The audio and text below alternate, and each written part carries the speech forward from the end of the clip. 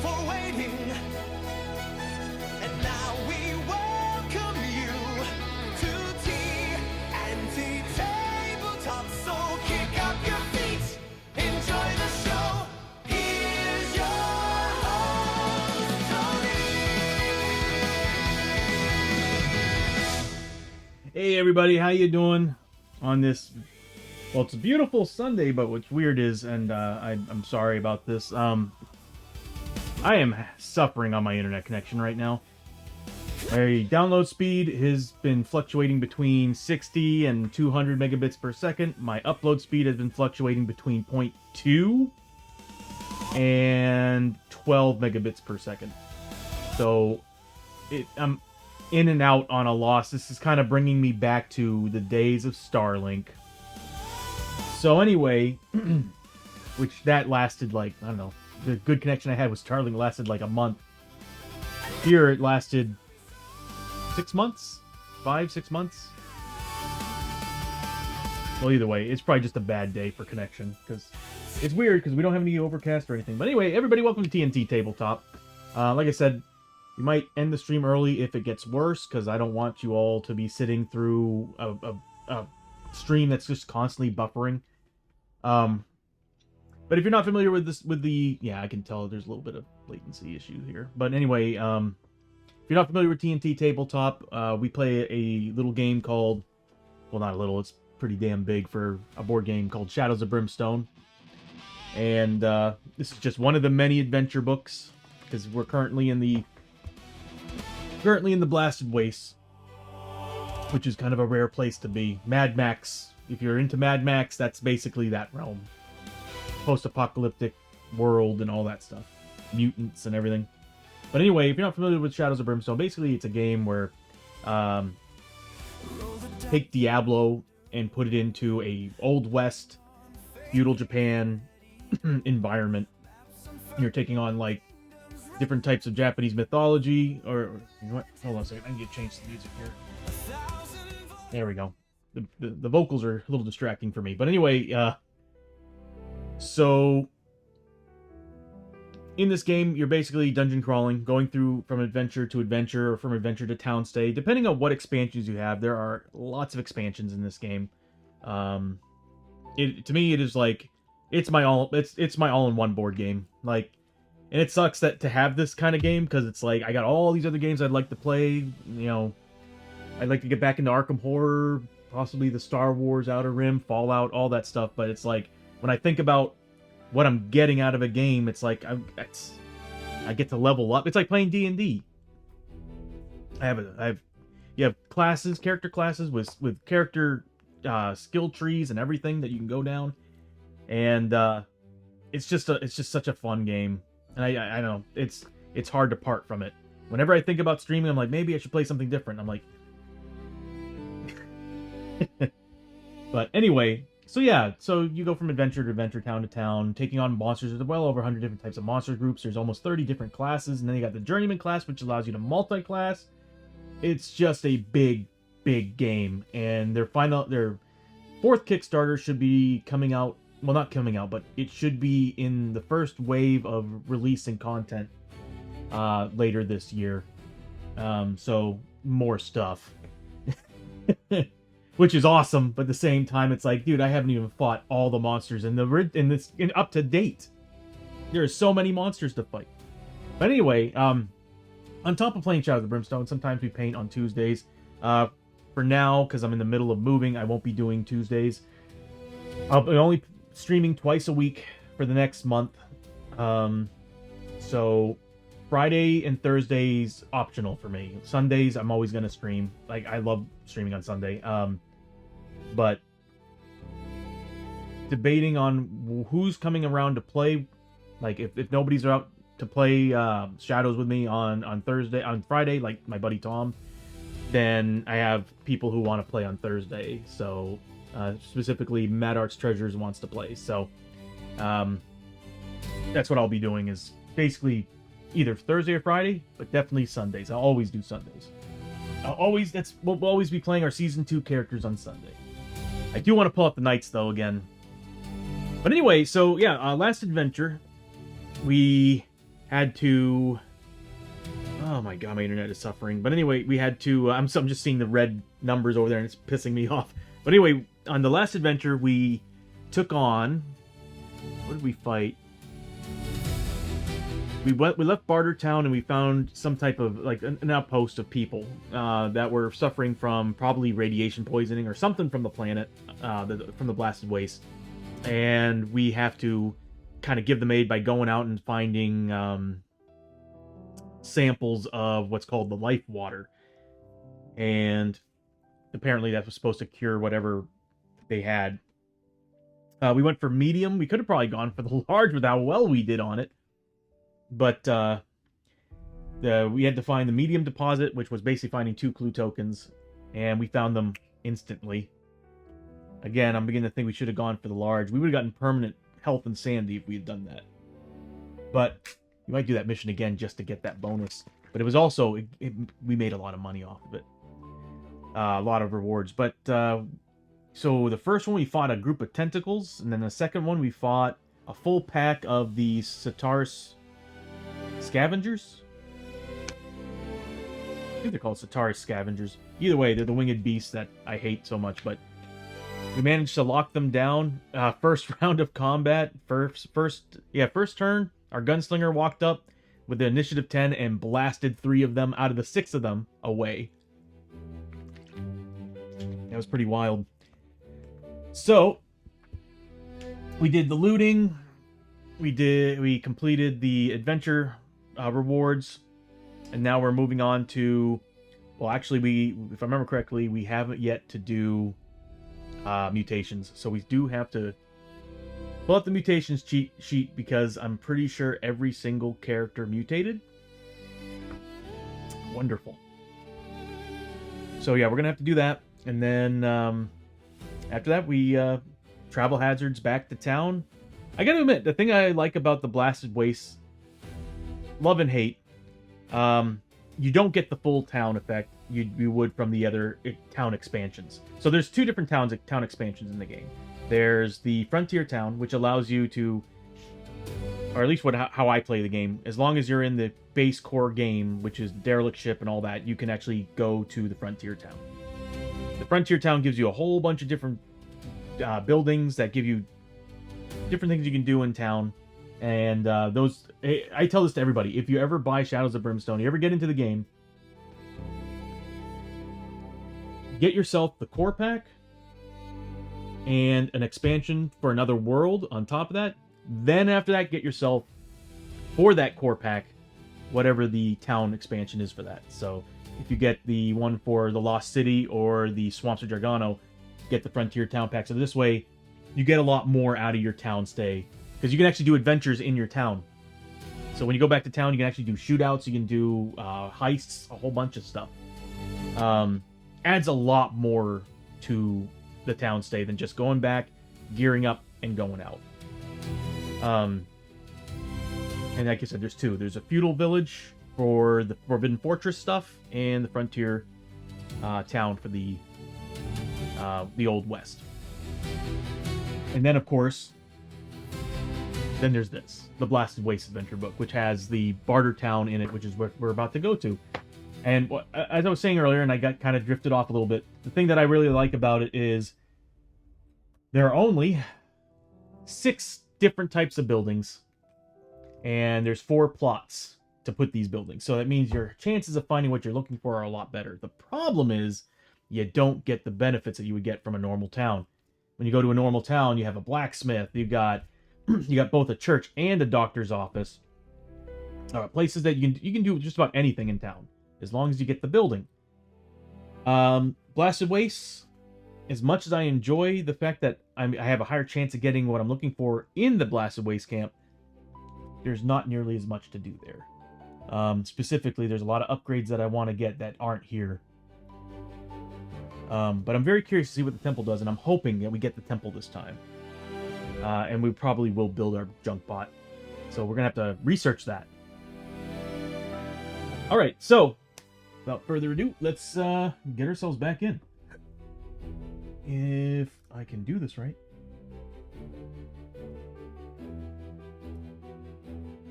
Oh, I'm pressing the wrong button.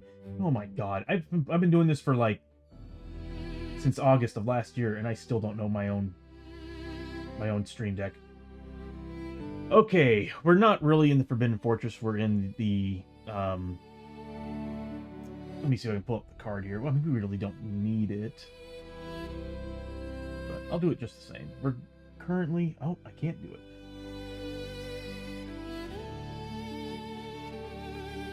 I need to... Whoops! I need to add the Blasted Wastes.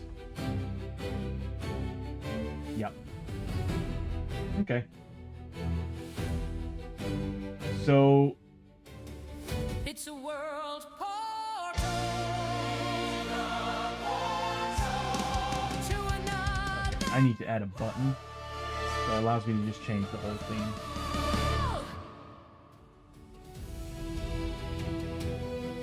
Yeah, I'm not going to chance.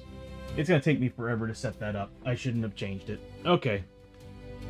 I'm a little ill prepared for this, but that's also because, like, we've never run into the Blasted Waste. And I keep forgetting that the Blasted Waste is almost its own separate realm from Shadows of Brimstone. The other two in or 3 in Shadows of Brimstone.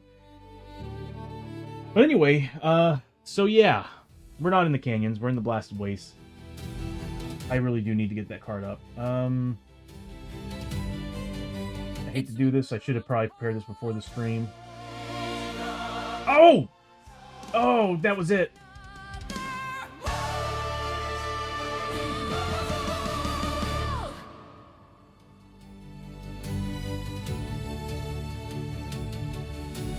Okay. Oh! I do have the Blast Waste on here. I'm an idiot. Okay, so there we go. So yeah. It was on here. Apparently I did think ahead. So, as you can see at the bottom screen, everybody has a mutation. So we need to fix this. Zoom in a little bit here. Every single one of you has a mutation. That's just peachy. And then they have 1 point of corruption left. Well, Chio has 1 point of corruption left, and the Marshal has 1 point of corruption left, and he's only got 3 max, so he's 1 away from mutating again. So let's start rolling the mutations out, because, yeah, fun. Now, granted, we do have a chance to get a mutation that's worth keeping. I just don't want any more of that skin growth crap. Okay, so I'm looking for mutation. I cannot wait to update the stream. I should be able to do it with all the extra time I have outside of moving, so when we get back, you all are going to see some different functions on the stream. Well, not functions, but different... There's going to be a new look for Shadows of Brimstone. Not the stream itself, but Shadows of Brimstone. Okay, so what we're going to do is we're going to roll. That's going to be the tenths. Let's see what we get. I'm actually half tempted to create a randomizer in the stream, but I also like the idea of rolling it, keeping it kind of to the game and rolling the dice and everything. Although it would be cool to have it automated, where the moment the mutation thing comes up, it just pops up a mutation right off the bat. Not a bad idea. You know what I'll do? I'll create a poll. If you like seeing us rolling dice and everything, we'll just keep it the way it is, as it is, which is not a bad idea, to be honest with you. We get to show all the assets for the game. And... oh, man, we're having problems with the camera again.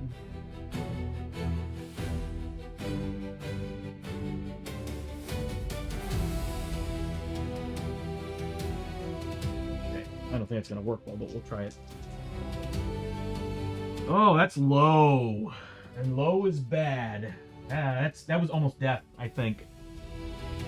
Oh, no, that was almost chest portal. Still not good, though. Tentacle fingers. Oh, no game effects. Okay. Oh, that's for Hosho Rio. Okay. I should have probably declared that at the start, but I need to put these guys in order here. So Hosho gained tentacle fingers.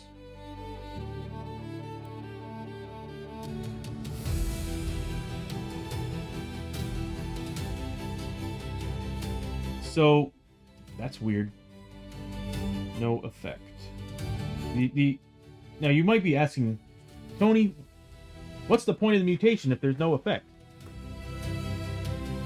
The point of the mutation is, what happens is if we roll tentacle fingers again, they're dead. Character's dead. So, there's going to be some in here that are just really role-playing elements, and they just won't have any effect in the game. But if you do roll it twice, like if you have tentacle fingers and you roll again on the mutations chart and you get tentacle fingers again, you're dead. That's for every mutation. So, for example, right now, Hosho's got, and that's mutation, injury, and madness. If you get 2 of anything of the same madness, injury, or mutation, your character dies. And right now, what we're looking at, okay, it's dropping. That's good. I'm sorry, I'm looking at my internet. So what's funny is that Hosho has fused fingers, so he can't use guns, but now he has tentacle fingers. So on top of being fused, he's just, I guess it's just a bunch of tentacles coming out that are all fused together. That's just weird. All right. Next up is Abby. That's not a bad one. Oh my god, we're rolling 1s and 2s already? So 21, glowing skin. You are now immune. Ooh, that's pretty good actually. You are now immune to voices in the dark, but enemies to hit you on to roll hits of 1. Hit rolls of 1. That sucks. That actually really sucks. So glowing skin.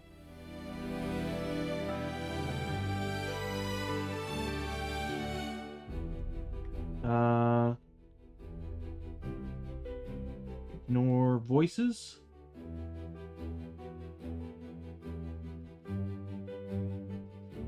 Enemy to hit of 1.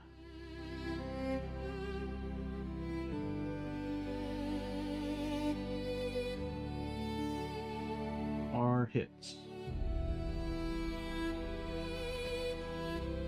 All right, next is Lester. That's a 55. Next page. Fused with rock. Oh, that is good. I might keep it on him, but I might give him an item to increase his speed.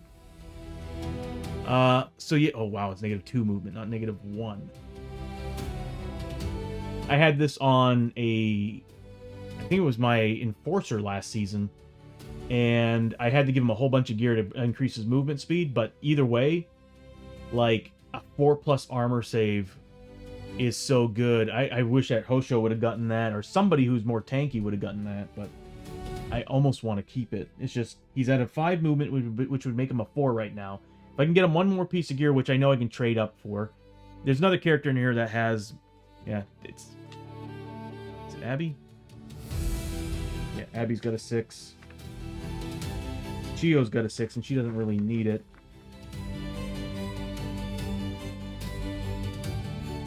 The Norse Traveling Pants. I could give the Norse Traveling... Ooh. Yeah, I could give the Norse Traveling Pants to Lester, and that would make him a 4 movement. And he'll have a 4+ cover. The problem is that he does have armor. It's just I can unequip it. Oh, that's what I could do. I can unequip the armor, because he's got soldier's armor. So it does give him +2 health, though. Well, the thing that's nice about this is that I could unequip the armor. Oh, and it's got the antlers, too. Dang. I should have put it on something else. We'll have to think on that. We might have to get rid of it. So, fused with rock.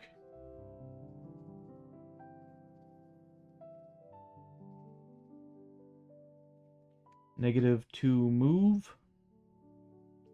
4+ armor.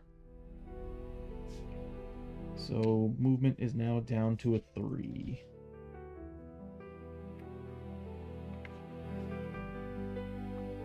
Then finally, Chio. Chio is going to get 16. Tentacle mustache. We'll just say tentacle hair. Yeah, you know what? Screw it. She's got a tentacle mustache. And what the hell?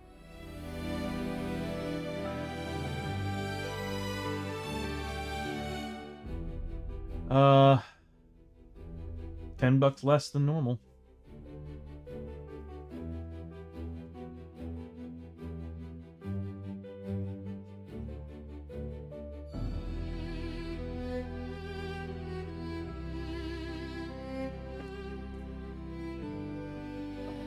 Okay, that wasn't bad, to be honest with you. We got a mutation that doesn't really do anything. We got a mutation that has a really good benefit. It's just that -2 movement sucks. And then, yeah, no effect. Ugh. We got another one that's actually got a pretty good ability, being able to ignore voices in the dark, but enemy to hit rolls a 1. We're gonna have to get rid of it. You know how good I am at rolling 1s. That just gives these enemies so many more chances. Enemies with 3+ can now have a, what is that? Yeah, a 5 out of 6 chance of hitting us. It's ridiculous. Chio with the tentacle mustache. I just feel like she needs to get rid of it. It's actually a good mutation, but role-playing wise, I just feel bad for her. We got to get rid of it. Luckily, she's a doctor, so she can probably surgically get rid of it herself. The ones that are important to get rid of is the fused with rock, even though that's such a good armor value. I'm not a fan of the -2 movement.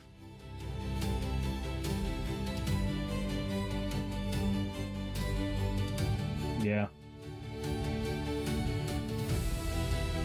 Dang. Okay, so let's go ahead and put these away.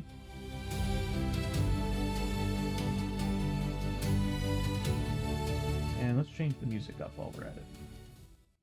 I don't think I have... I still don't think I have anything for adventuring or journeying.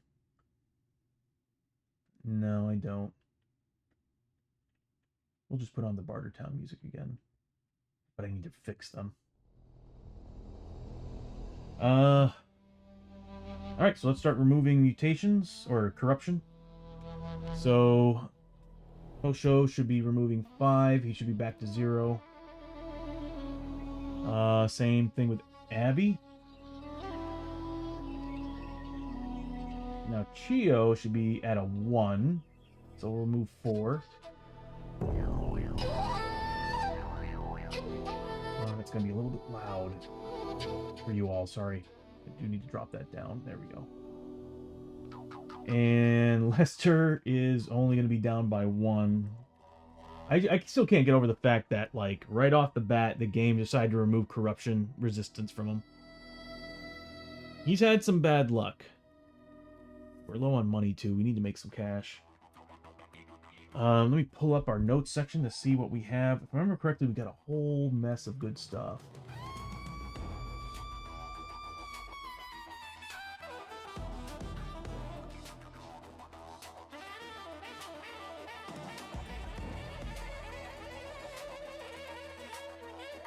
So we get 19 tech and 6 scrap. We can do a lot with that.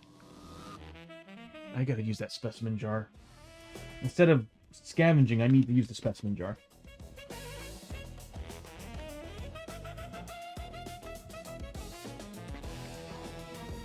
Yeah, I love this sound. But I need to turn the weirdness. There's a weirdness dial on Suno AI that lets you create some, like, it's great when you're actually taking something that you've created, like the theme song that I made for this stream.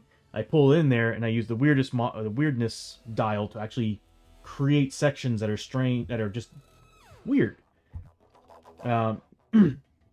When you're just having it create music, like what I'm doing for background music for adventuring and the towns, does not go well. You'll hear a lot of weird static and skips. So I need to kind of redo that. Okay, so, we're back in the Bartertown, everybody. We've got to randomize everything. I think I put the card back, didn't I?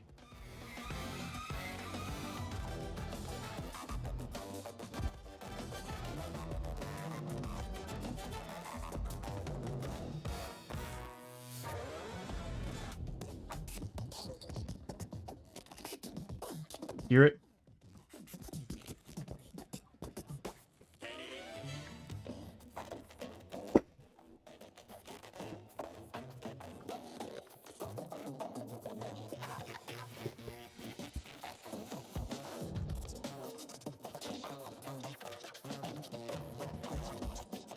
I mean, it kind of works for this area because it's odd.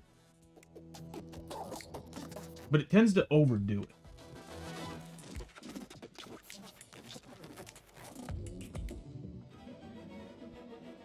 Okay. So we did... Oh, we gotta do travel hazards. Okay, that's right. That's right. That's why I still had them set up. Okay, so we need to do travel hazards on our way back to town.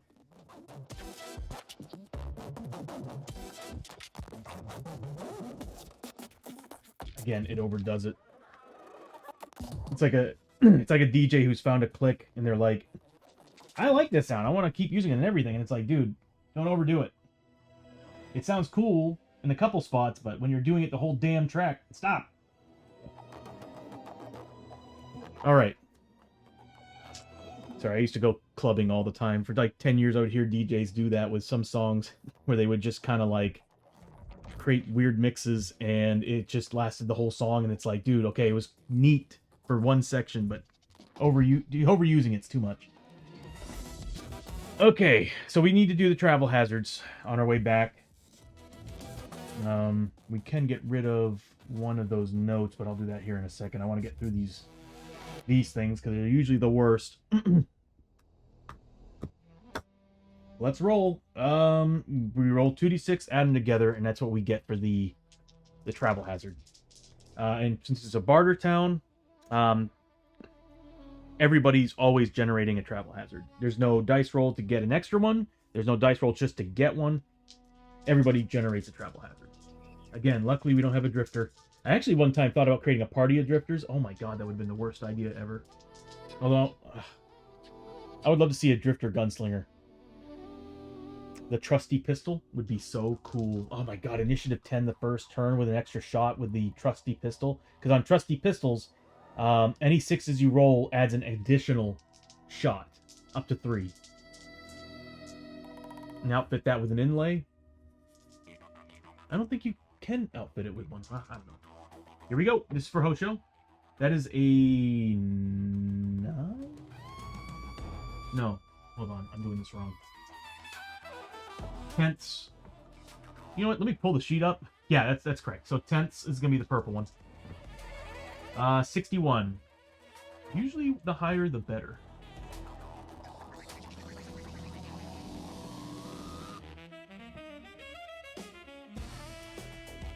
'61, Acid River. The twin suns are low on the horizon as you pass through the rocky cliffs and sandy canyons. With night settling in, the boiling acid river at the base of the valley begins to churn and release toxic mist into the air, filling the region with a deadly fume. Each hero must immediately takes 2 hits that do 2 wounds each. For the rest of the traveling journey, every hero takes 1 hit that does 2 wounds before... Oh my god, that's horrible! You know what's messed up? Is that it's talking about the acidic pools.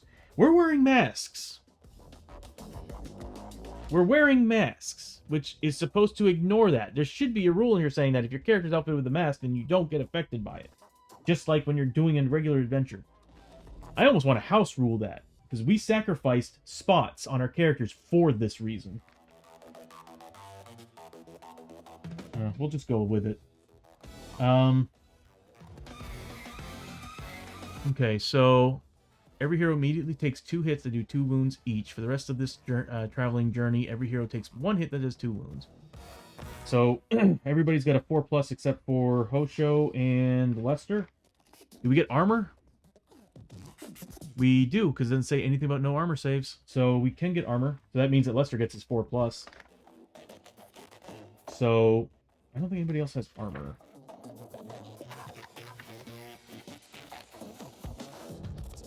I need to give Hosho armor. I really need to, like, badly. Okay, here we go. 2 hits. They do 2 damage. We'll start with Abby. She's got a 4+. She saves 1, fails the other one, so she does take 2 points of damage. Again, like this, they should really add in there that if you're wearing any gear that ignore... It should... Actually, you know what it should say? It should say poison damage. And that would mean that the mask would ignore it.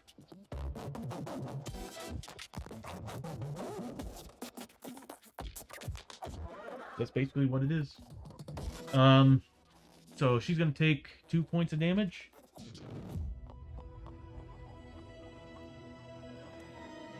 She did miss 1.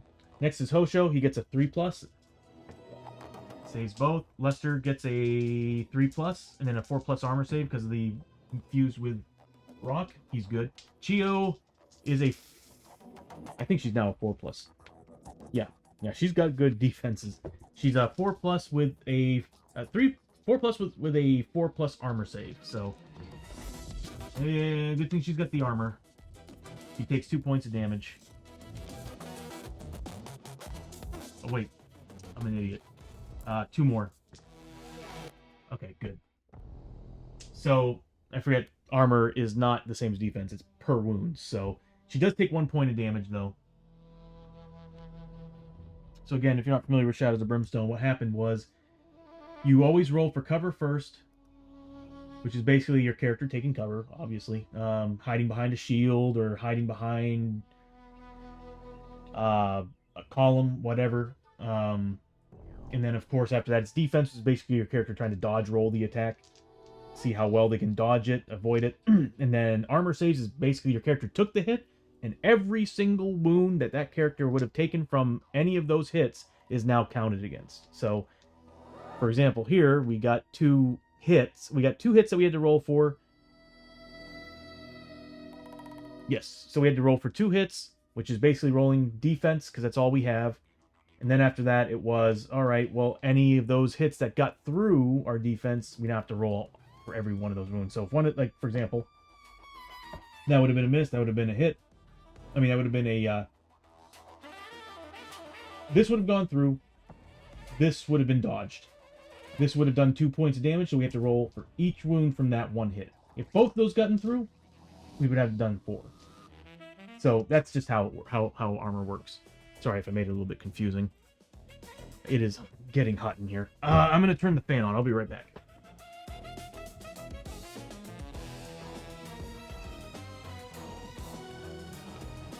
Yeah, I'm sweating. Okay. All right, so that was Hosho Rio.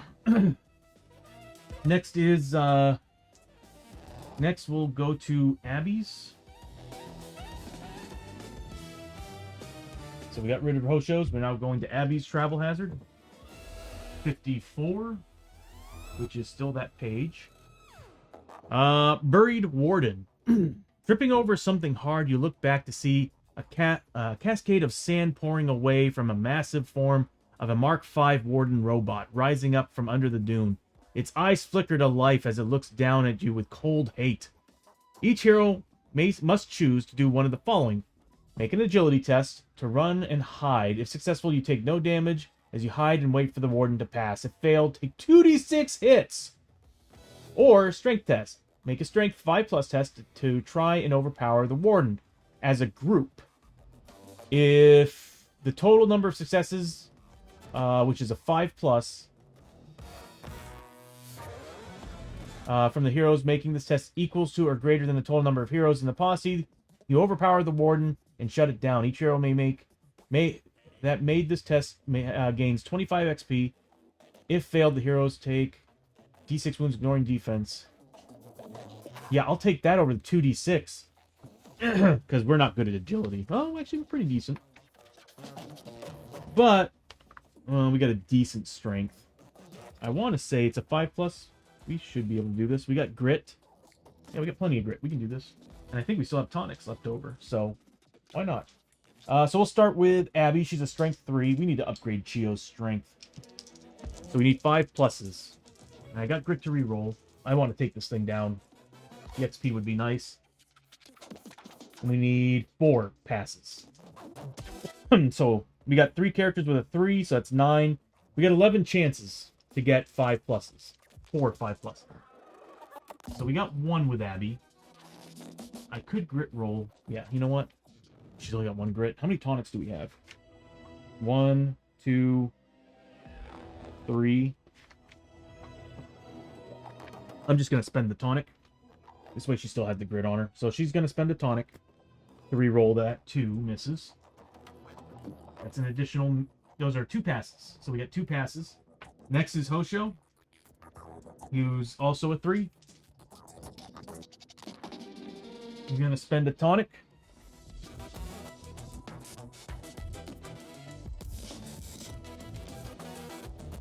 That's an additional pass. We got 1 more. Lester's turn. He's also a 3. We got a pass. And then Chio's a 2. She would have passed, so we got 5 successes. Too bad there's no excess XP for this. That would have been nice.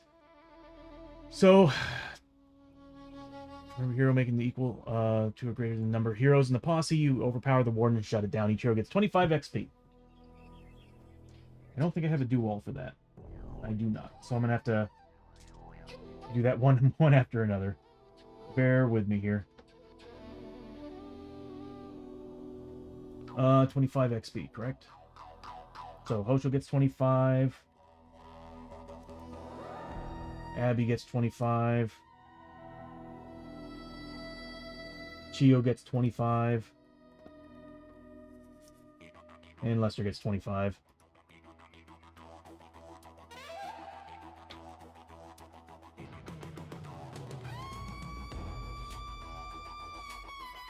Sweet. All right, so we finished with Abby's. Now we move on to Chio's travel hazard. Last time she had bad... Oh my god! So, as I was saying, last time she had really bad luck. This time she has worse bad luck. Oh, double ones is usually the worst thing that could possibly happen. I think we've run into it before. Oh my god, this... My rolling is just... I hate it. I hate my rolling with a passion. So, double ones. Ugh. Galdonian Crawler. Churning sand with its massive wheels, the gigantic rust crawler of the Goldonian Enclave belches black fumes from its exhaust ports, sifting through the desert sands. It tumbles slowly along, mining for spices and life water, buried deep beneath the surface to sell the highest bidder at the market ports of Kantara Reach. Ooh, I hope we get another world. That'd be cool. Kantara Reach. Make a lore 5+ test. If successful, cancel the next travel hazard without rolling for it. If failed, add an extra travel hazard to your journey. So...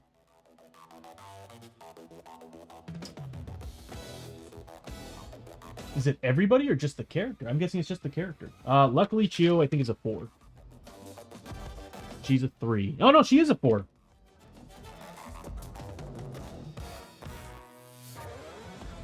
Yeah, the Book of Secrets. And I keep forgetting it has bonuses on it. Okay, so...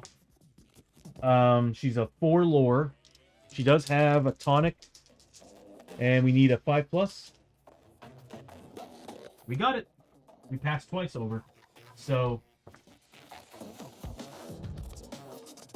Cancel the next travel hazard without rolling for it. If failed, add an extra. That's a weird double ones. Usually it's something terrible, like possession.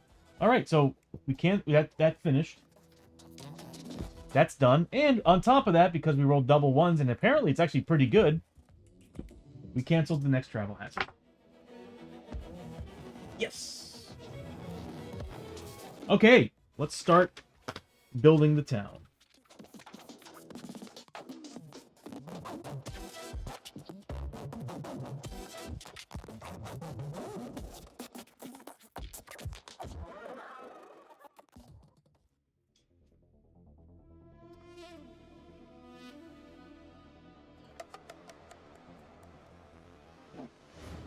Let's see, we need Barter Town.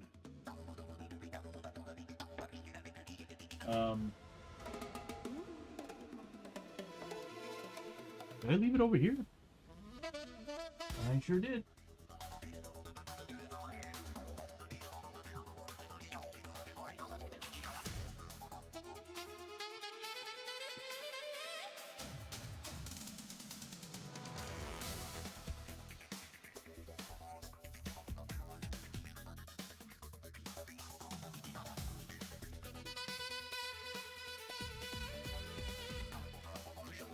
I'm not gonna lie, I love this music.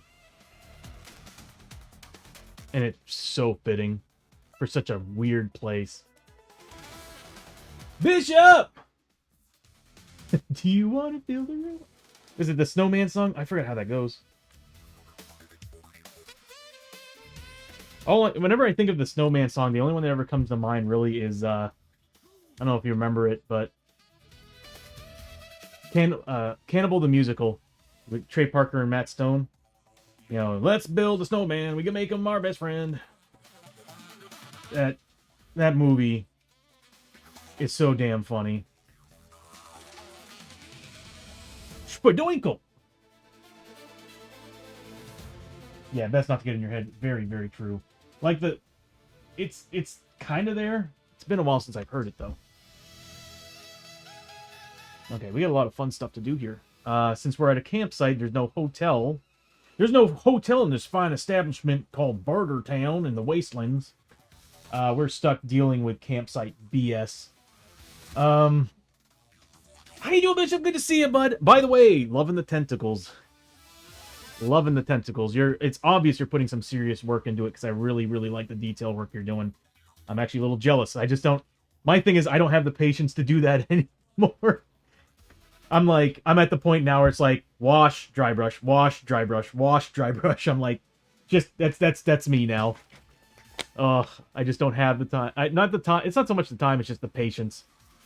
Mixing and everything.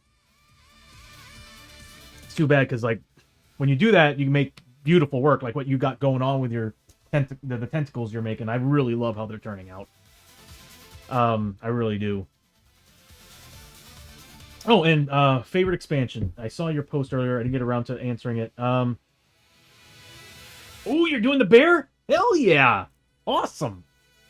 For the I keep saying bear shaman, the Darkstone shaman.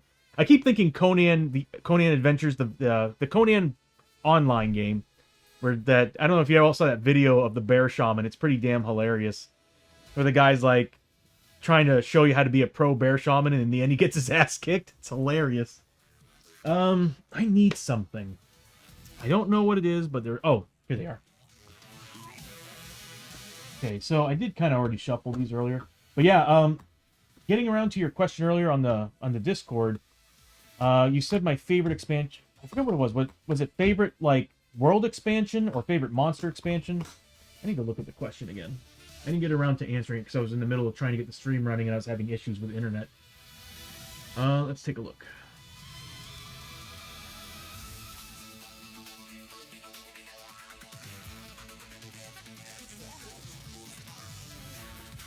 This will be discussion.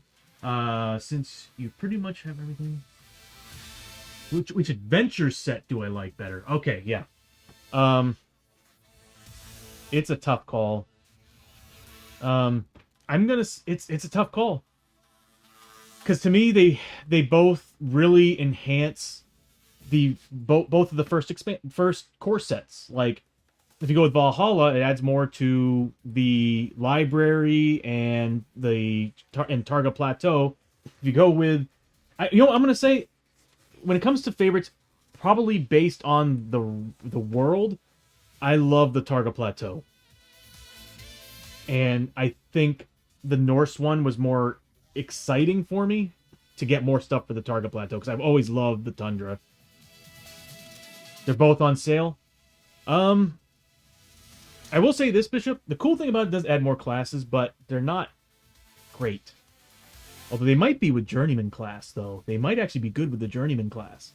But my problem with them is that your whole team, if you're going to be playing with any of those four classes, they all, like, your posse needs to be that group. Like, you need to play an adventures group where you're using the campsite instead of the town stay and all that. Which I think you have the option to use the town stay just the same. But I got to admit, out of all, well, actually, you know what? I'll say out of all three of them. If you're thinking just Valhalla or Serpent King, I'd have to actually kind of... I'm going to say Targa. I'm going to say the Valhalla one because, again, it does add more to Targa. And I love the Targa Plateau. But I also love the Swamps of Jargano. It's just... the Mayan. It's hard to say because I do like the Mayan theme. I'm just gonna say Targa Plateau primarily because I do really like I just like the feel of that realm. And I like. Oh, and on top of that, of course, it leads up to the XXL monster, the Titan, and I'm like, that's just so cool. If they're both on sale, I don't know which one. I don't know which one to recommend. They're both really good. They're both really, really, really, really good. I will say this: if you go with the Serpentman one, of course, the Serpent King one, of course, that's going to enhance your Serpentmen part of the game. So like all your, I don't remember if it adds anything special to the Serpentmen.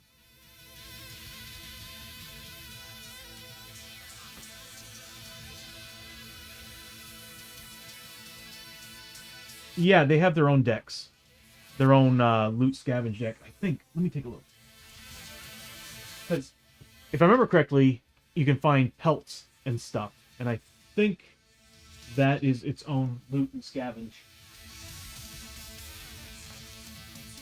Battlefield scavenge.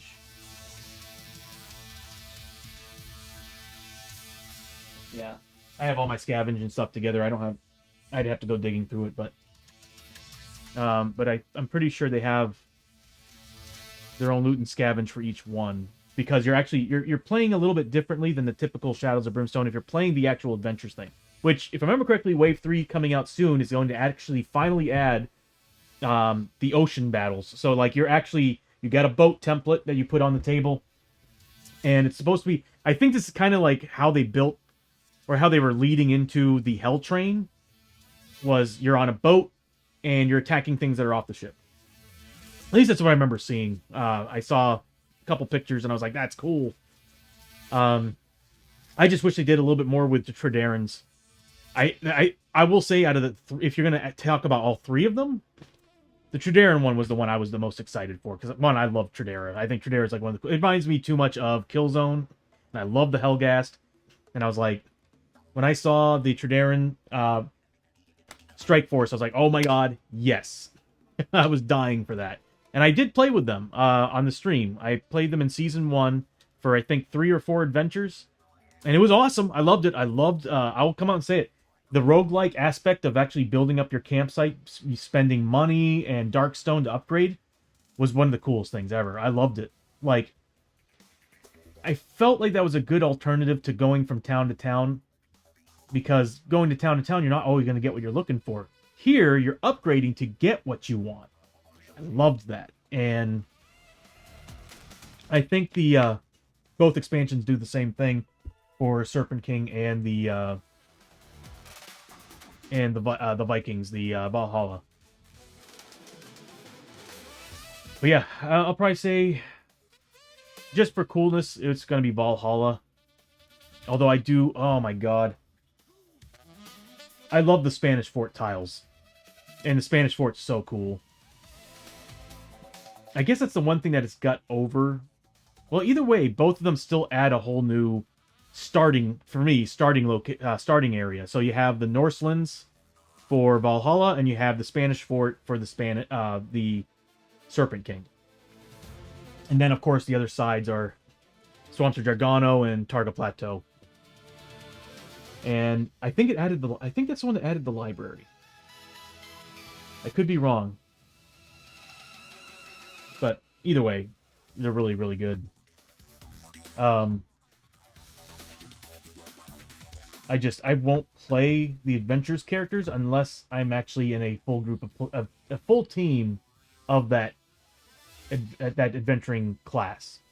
Because the weird thing about it is that they all share the same skill tree. So if you're going to be playing as a Jarl and somebody else is playing as I forget what they call it. It's the guy, the Axeman, the Berserker, I think is what it is. They all share the exact same skill tree and upgrade chart, which is actually okay. The personal item will definitely set them differently, but the more I looked at it, I was like, oh my god, imagine Journeyman adventures characters with other things, like having a Berserker Enforcer. So now you have more things to play around with outside of that one skill tree. It'll be awesome. Ad break in 5 minutes, everybody. All right, so let's go ahead and build this thing.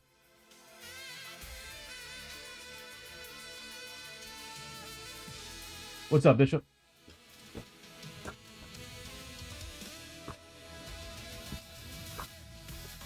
There we go. So the first one's going to be... Good, we got the workshop. I think that's what we need to put the laser pointers on the pistols. That will increase, I think, the damage within 3 range. So Abby will have to be within 3 range, but she'll get +1 damage per weapon. Next, we finally got the temple. And we got the mining outpost. Oh, Bishop, don't worry about it, man. Like, I tell this to everybody. Like, I am actually more thrilled talking about Shadows of Brimstone, what's coming up, and all that stuff, and discussing it. To me, playing the game is just a little extra. So I'm not really worried about actually progressing when we got a whole season to do it. So, and I mean, we're already near rank 4 with these guys. We got the Scavengers Dock. Good. The other 2 would have been the Gladiators Arena, which would have been nice. I still wish we could have gotten the Desert Marketplace. But we get the temple. So the rules on the temple is we actually have to roll and see what idol they worship here in this town.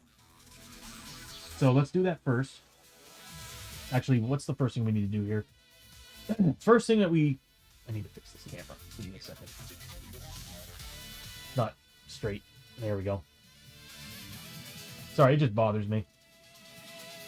Alright, so what we got... first thing we need to do is... We'll go ahead and do the idol first. I think the idol actually changes a lot of things. We get the pages up.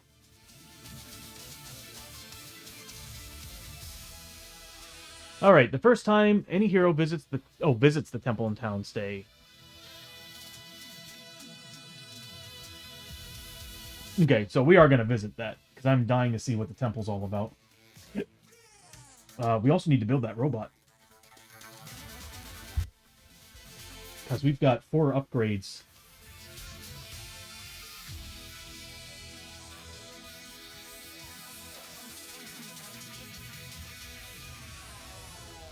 Yep. The problem is trying to figure out which one we want to keep. Because I'll be honest with you, the rocket boost, pretty nice. Also, the shield, really nice. +1 combat, really nice. And +2 move, +1 initiative.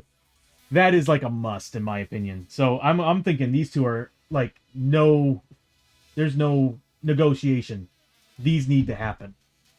These 2, on the other hand, not too worried about.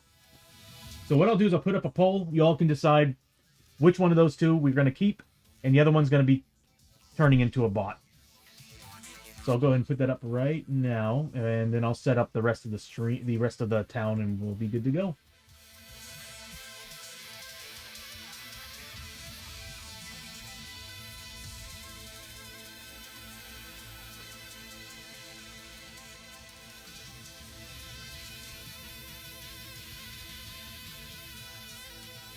Okay, Suno, you need to do a better job on that song, buddy. All right, I'm looking for... Man, my internet is running like crap.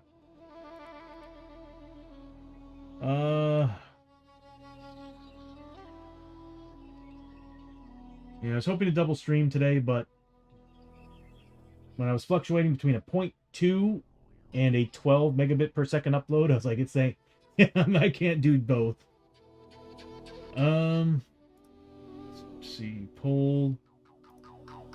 Man, my internet is running like crap. It is insane.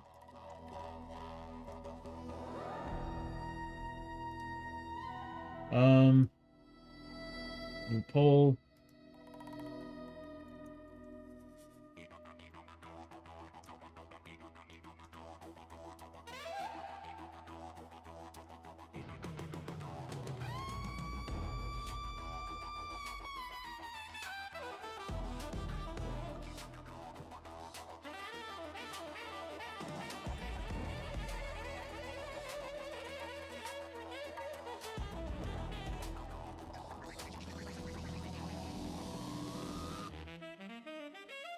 I gotta admit, the rocket boost is pretty sweet. So there we go. We got the pole up and running. New poll started. Which bot upgrade should we keep with choices in it? I'll just put them right over here.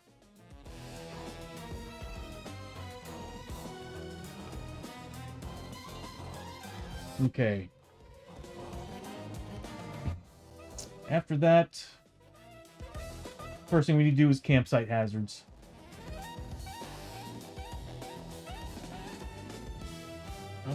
What page would that be? That's on the regular campsite rules set, if I remember correctly. Yeah, I think we use the regular campsite rules.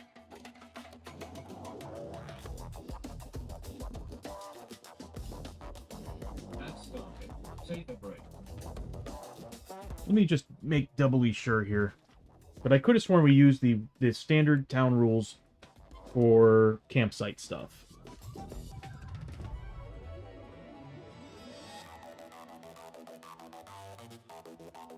Yep.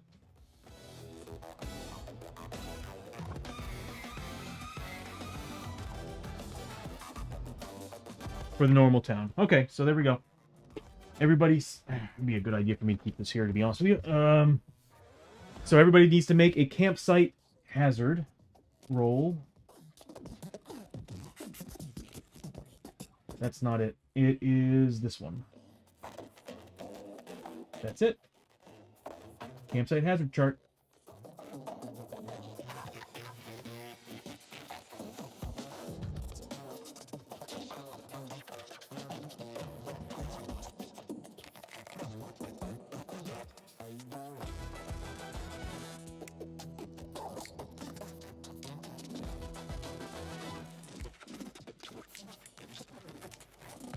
Good lord. Okay.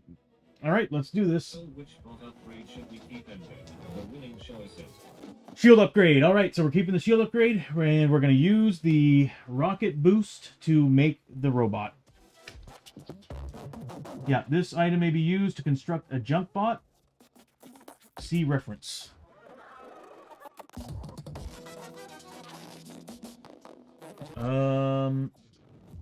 I don't know where that is.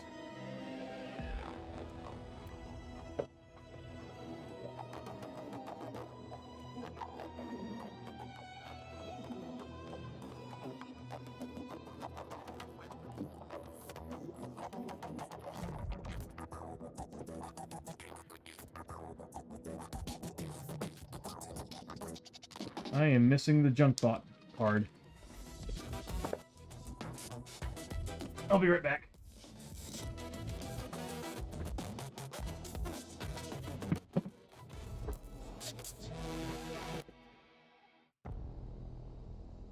Hello.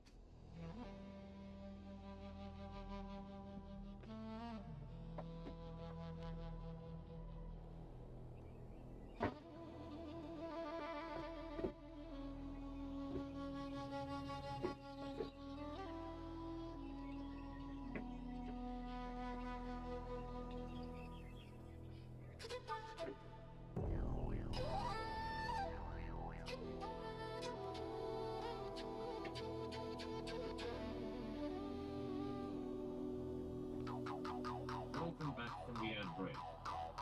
Hey everybody, welcome back from the ad break. I'm currently looking for my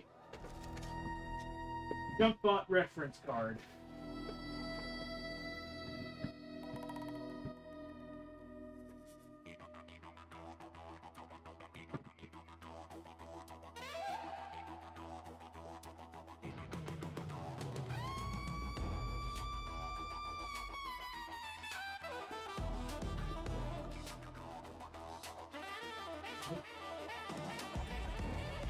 Alright, we're gonna have to pass on the robot till I find the card, but there is a little card.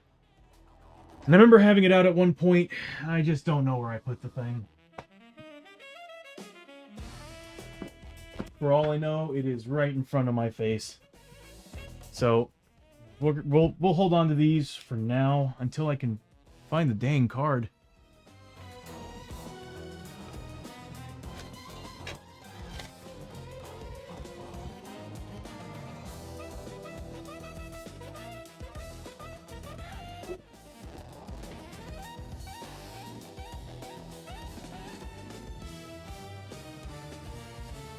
Yeah.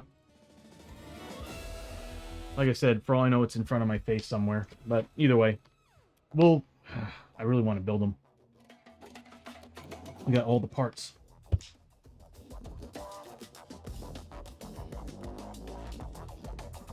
But we do need the reference card because it will tell us exactly how we do it. Maybe it needs more than one piece. Okay, so... But we've already got that out of the way, so we do know that the rocket boost is going to be the one we're going to get rid of. So I'll put a little note on it. Okay, so I guess what we'll do is we'll do the campsite hazard charts. Everybody needs to do this. Okay, so Abby's going to be first. Or actually, we'll do it down the line. Hosho first. That is a 10. Uneventful night. So that's a good thing. So it's an uneventful... I think we used the wrong chart last time we did this. This is the one that we're supposed to be using. Yep. It's an uneventful evening of drunken debauchery. No, we did use the right one. Yeah, no effect. Then this is for Abby. Another 10. Nothing happened. This is for Chio. Of course. Stories. Oh, yeah, we've seen this one.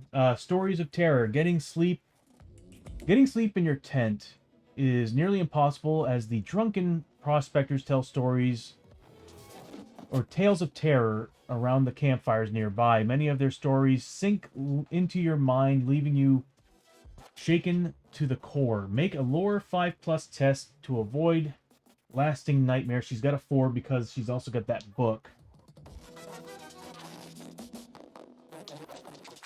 So she's make a 5+, successful gain 10 XP, a failed get D6 sanity. Oh yeah, she passed. So 10 XP for Chio.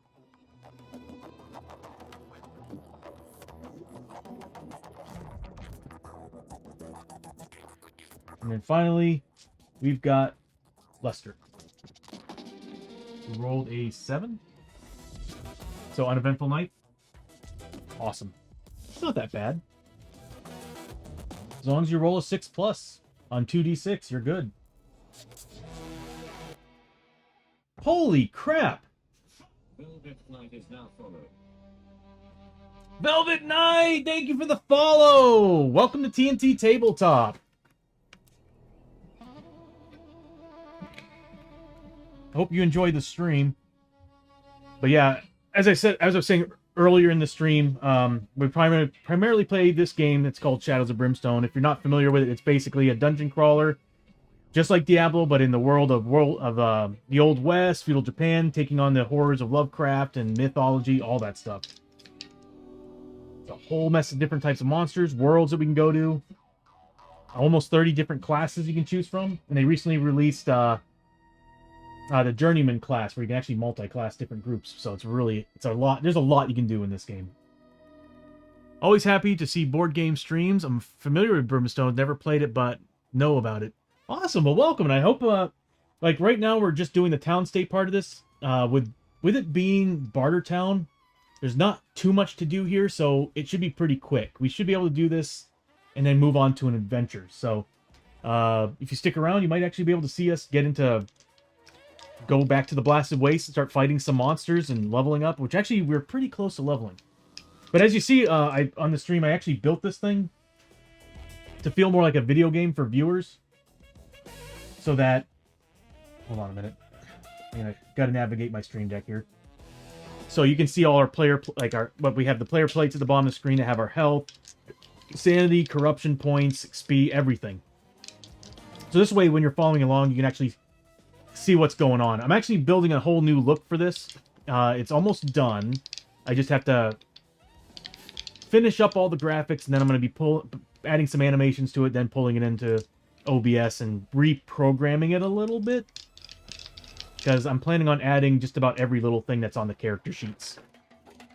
So, but yeah, so you'll see like all these animations popping on as we're playing. When we take damage, sanity, all that stuff, you'll see the bottom screen being interacted with. Another thing, too, is the more you watch, the more you generate redeems points like you do on every other stream. but you can actually use those points to interact with us. So, as you can see in the middle bottom portion of the screen, it's basically our redeems points section. You can give us a +1 roll, +1 die, -1 roll, -1 die. Either way, they both interact with us negatively and positively based on how we're using them. So don't feel bad if you give us -1 rolls, because we can use them to actually give ourselves permanent bonuses. As you can see at the bottom, with those bars, we have -1 luck right now. I gotta remember that. We have -1 luck right now. But if we can fill up that first quadrant of the blue bar, which I think we're 1 away, we will actually get a permanent buff for a while. So there's a whole lot of ways to play with the stream. Another thing too is when you're cheering on characters, when you cheer on a character, it comes up with basically a random bonus for them. So it can give them some health, sanity, whatever. There's a whole bunch that can happen during that. So, welcome to the stream. Glad to have you. All right, so everybody passed their Frontier Town stuff. Well, not Frontier Town. They've passed their campsite stuff. We're done with that, so we're gonna move on to see what we want to do here. If I remember correctly, I think we want to go to the Wasteland Workshop.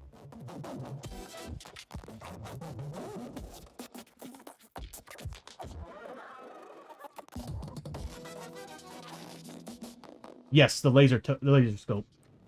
We want to add that to Abby's guns, but actually, I forgot. There's actually one very important thing we need to do. Everybody mutated, so we need to get rid of mutations. So first thing we need to do is go to the scavenger dock and start getting rid of some mutations.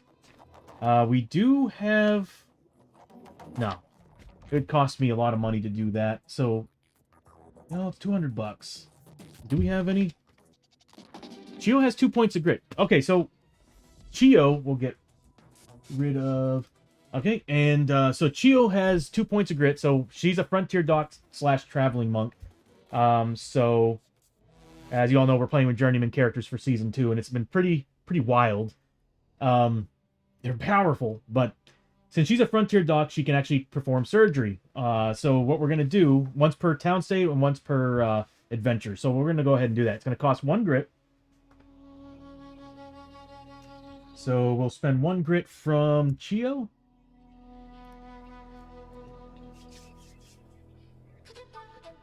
And we need to decide who we're going to do this on. The most important one, I think, is probably the glowing skin on Abby. So we'll try to get rid of the glowing skin on Abby. We do have a grit to reroll this if we need to. Luckily, I've upgraded Chio to be an expert surgeon, so she only needs a 4. Well, she needs a 4+ to pass to get rid of it. On a 1, it's permanent health removal because the surgery caused too much damage and was unsuccessful. So we need a 4+. I'm going to spend a grit to reroll that. And per usual, you can only ever... you can never reroll a reroll with grit or anything unless you have a character that has a special rule against that. So I'm going to spend a grit off Chio to reroll that 1. I would have been fine with a 2 or a 3, but...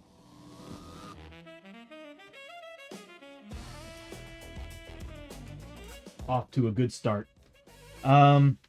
So what happens there is Chio tried to perform surgery on Abby to get rid of the glowing skin and failed miserably.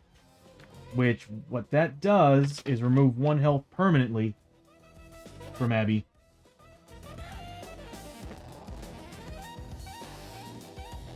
Velvet, this is what you're seeing in Shadows of Brimstone. The game is very unforgiving, but it's still a lot of fun. So Abby is now a 17 health.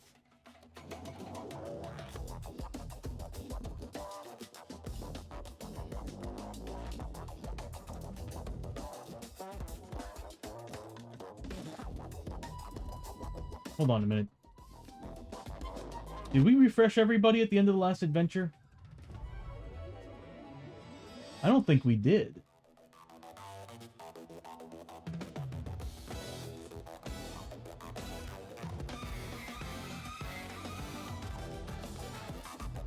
I don't remember anybody taking any damage this time around. No, either way. I don't feel like we did the refresh. So Abby's going to lose 1 health permanent, so she's now down to a 17. And that sucks. So we're gonna have everybody, probably everybody. Yeah, why not? Everybody's going to the scavenge dock. We still have... Oh my god, we've got how much? That's 21... 30... We have 32 pieces of Darkstone? We need to go back to a normal town. Now, the good thing is we can actually choose to go back to a normal town if we want to, instead of going to Barter Town. So next time, we're probably going to go to a normal town, which will bring us back to the Old West. But hey, we need Darkstone boxes to carry this Darkstone because we are just mutating wildly because of it. All right, so everybody's going to go to the scavenger dock, which isn't the best doctor, but we're going to give it a try. First thing we do is pull a daily event card. Marketplace price. Oh, come on. Supplies are running short since the last raider attack. Everyone is a little spooked, trying to gear up before the next raid hits. All prices in town today are now plus 10. So it's now going to be $260 to do surgery. In addition, all prices in town that require scrap tech... Oh, no! In addition, all prices in town that require scrap tech or Darkstone require plus 1 more. That was a bad card. Ugh. Okay, so everybody's at the scavenger dock. Oh, we need to change the phase. There we go. Yeah, it's gonna go to Frontier Town. I need to build that. And we're currently on day 1. Okay, so everybody's at the scavenger dock. We pull up the sheet for that. All right, location event first. We'll start with Hosho and work our way down. So Hosho Rio's going first. Oof, that's not a good roll. Alien virus. An alien virus has been spreading through the camp like wildfire. Bodies of the sick and the dead litter the streets, and the dock shack is overflowing. Every hero in town must immediately make a luck... Oh, come on. A luck 5+ test to avoid getting sick. If failed during the next adventure, you're -3 health and -1 grit. We got grit to reroll these. It's a luck test. Oh, Chio, you're in trouble. What is it, a 5+ or a 4+ again? 5+? That sucks. Okay, so first we're going to start with Hosho, work our way down. Hosho's a 2. Come on, buddy. I think we're going to be spending all that grit to get rid of this bullshit. I'm about ready to retire these characters. I've been having nothing but bad luck with them. I hate spending the grit. We need it to get rid of these.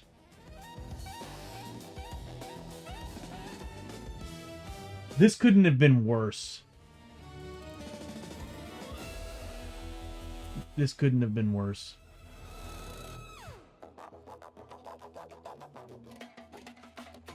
Man, -3 health and -1 max grit. That's not great. Hosho can take it. I'm not spending the grit. He needs to get rid of his stuff.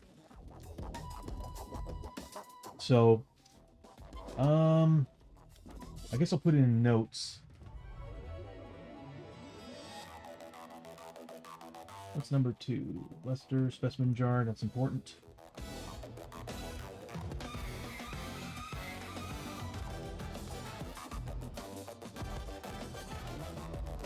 Okay, next adventure. -3 max health and -1 max grit. That's going to be Hosho Rio is one of them. I'm going to put a comma because I have the hunch that we're going to see everybody else failing these. Abby's a 4. Lester's a 4 too, so we're good on that. Yeah. So here's Abby. We need a 5+. Yeah, she passed big time. Next is Lester. Passed big time. And then Chio with a 1 luck. Who actually passed? Oh, are you kidding me? I should have just grit rolled for Hosho. Alright, so...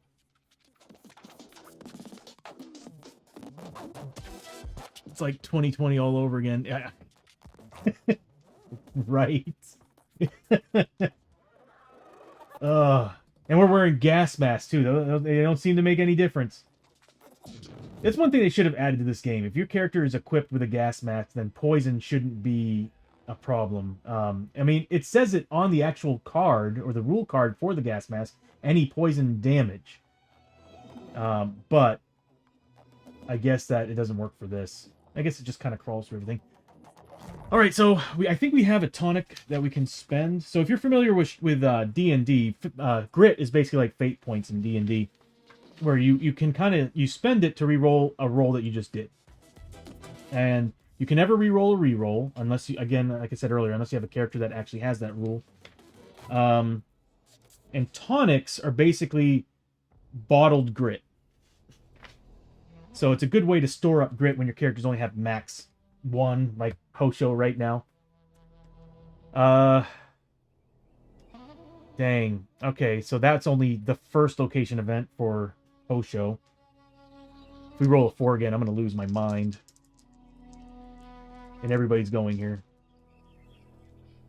And you can't grit roll town events either. Okay, so we got a 6. Screams of pain and suffering. I'm sure they'll be fine in the morning. Next, no event. Okay, so we're good on that. Next is, we did Hosho, we did Abby, we now are doing Chio.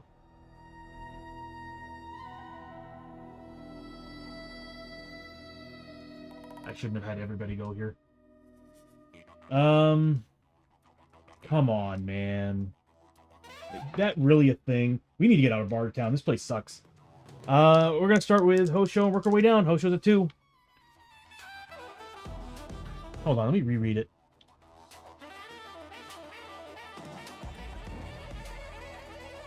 Okay, I'm going to say that you can't double up on this, but the other characters need to make their rolls. Abby is going to be a 4. He passed. Lester. Abby and Lester have a really good chance of getting out of this. Yeah, see, look at, wow, barely, but Lester made it with a 5+. And Chio with a luck of 1. As it rolls off the table.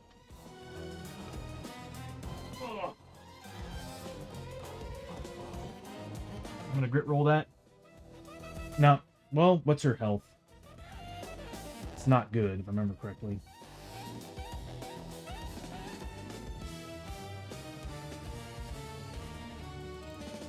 And make her a 9.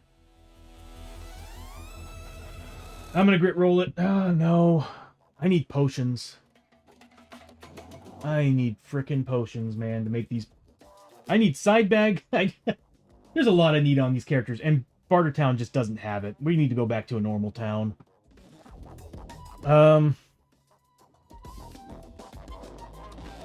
Dang. Yep. Chio, I'm not going to bother spending it on Chio. She only gets 1 die, and I'll roll another low number. So, let's make that note. Chio is now also -3.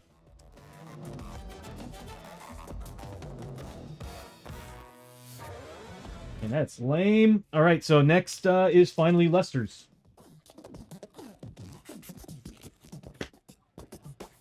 Oh my god. Okay, so vile experiments. Entering the doc's hut, you find him... I can barely read it. You find him hunched over a surgery table, working on unnatural experiments. Seeing that you discovered him, he hits a button on a console, and the door to the hut slams shut. Turning to face you, he picks up a vicious-looking saw and attacks. Make a strength... Oh. Okay, he's a 3. Good thing he's got grit. Make a strength... Ugh, on my last trip out, I realized my headlight is out. Boo. Oh, no. Bishop. Oh, that sucks, man. Like, out to the Yeah, man, that's a bummer. Hopefully it's an easy and cheap fix. Make a... I mean, well, depending on what vehicle it is. I know that some of the modern vehicles are a pain in the ass to get the headlights out. Make a Strength 6+ test to overpower... I'm sorry, 6+ test? To overpower the Mad Doc and avoid becoming the subject of his next vile experiment. If passed, gain 25 XP. If failed, roll once on the injury table. Either way, the Scavenger Doc is... No! All that and he's closed? We go through all that BS and it closes? No, no, no, no, no, no. Give me a freaking 6, please. Oh, God, I'm re-rolling that. Okay, I'm done with Bartertown. I am done with the Badlands. It's only been 2 days and I hate this place. Oh my God! Okay, well.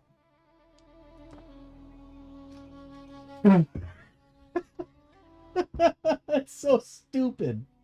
That is so flippin' stupid. Well, the Scavenger Dock is down. We spent all that time doing that, getting all the crap that put on us, and the doctor went crazy and decided to close the shop up.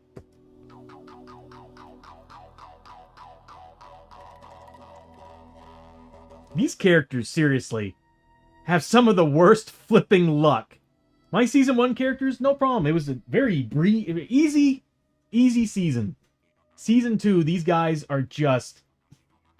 oh my God, it's awful. They're just... This is insane. So, we're at the mercy of Chio, who failed earlier, twice, to do surgery on these guys. We just... How are we on gear? We got plenty of bandages. We got whiskey, bandages. We could use some tonics, but the unfortunate thing is the tonics... We need a... damn it. Alright, it's the end of the day. We need to make a 2+, say, 2+ on this.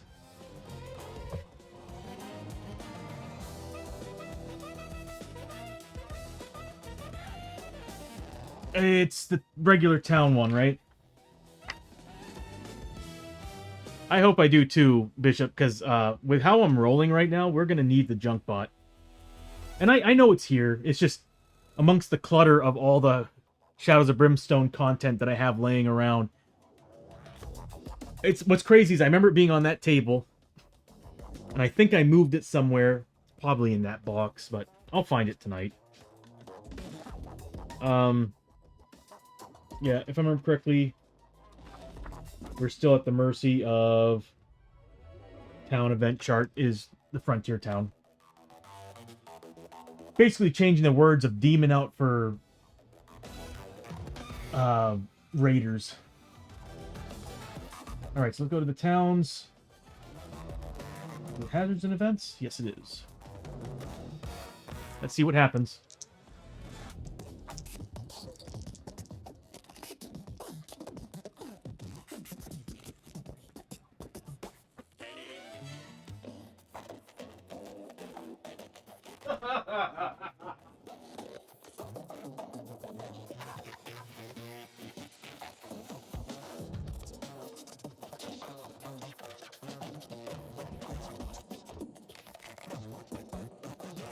This is insane.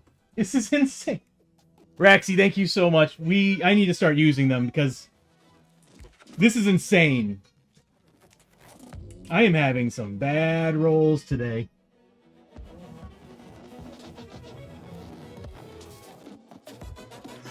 You wanted to leave camp? I mean, I can't fight that. That is very true. Oh, God. Roxy, like, I am notorious for rolling critical misses, especially in D&D. On a D20, I was rolling ones all the time. It's sad. That's why I'll never, ever play craps. Shout Blazer, how you doing, buddy? Good to see you. Give you a shouty. Oh, you got a special one. Hold on a second. Yeah, well, so we're done with the town. But we may lose some characters during this. I think we have to make agility tests. Or strength. Okay, yeah. Either way, we're in trouble. Let me give Shock Blazer a shouty.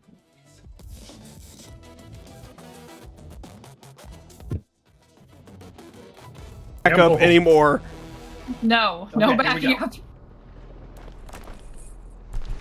Oh god! No panic. Guess Never who made it panic. this time? Fuck! We were too far forward.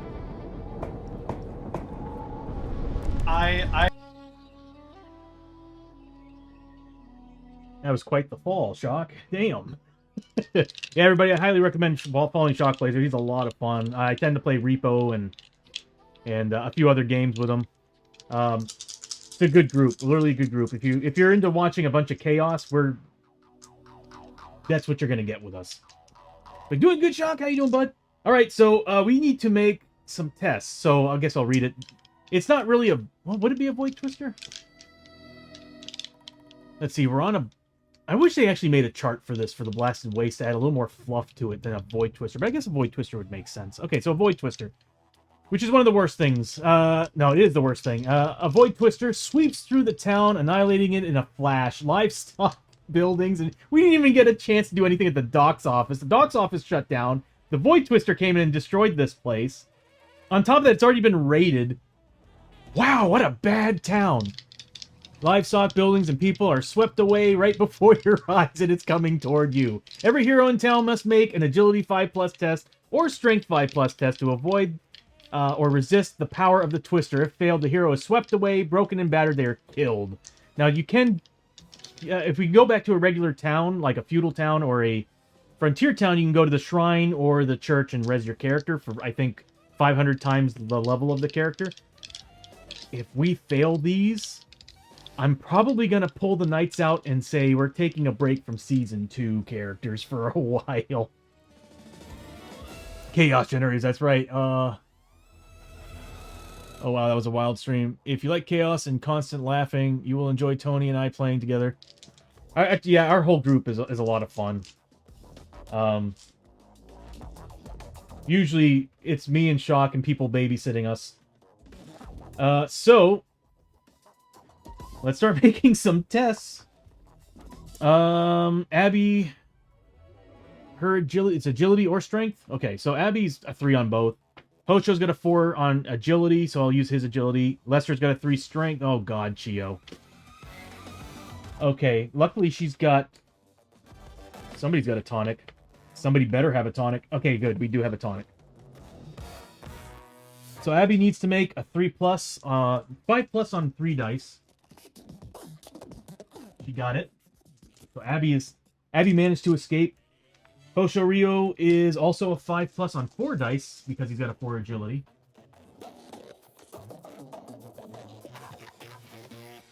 Does he have grit? He does have grit. Okay, so he's gonna grit roll this. Does it say no grit allowed on this? It does not. Okay, so we can do this.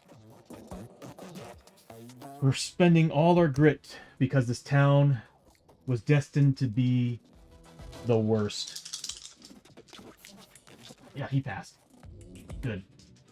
Next is Lester. He's got a 3 strength, so I'll use his 3 strength. Oh my god. He does not have grit. He doesn't have a tonic.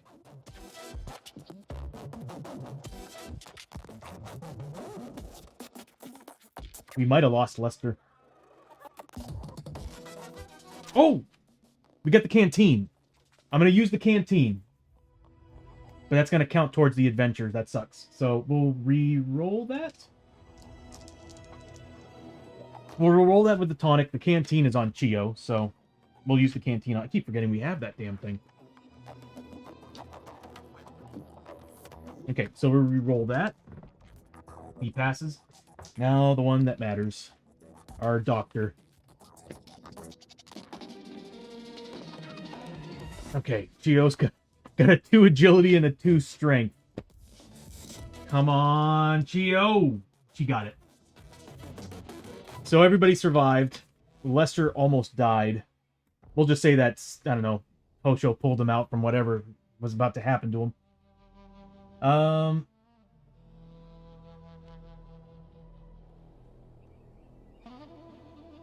Well, you can't grit roll the actual chart, like the town event chart. Like, we rolled that 2 1s, we're stuck with it. But these are skill tests, so yes, we can actually spend them on skill tests.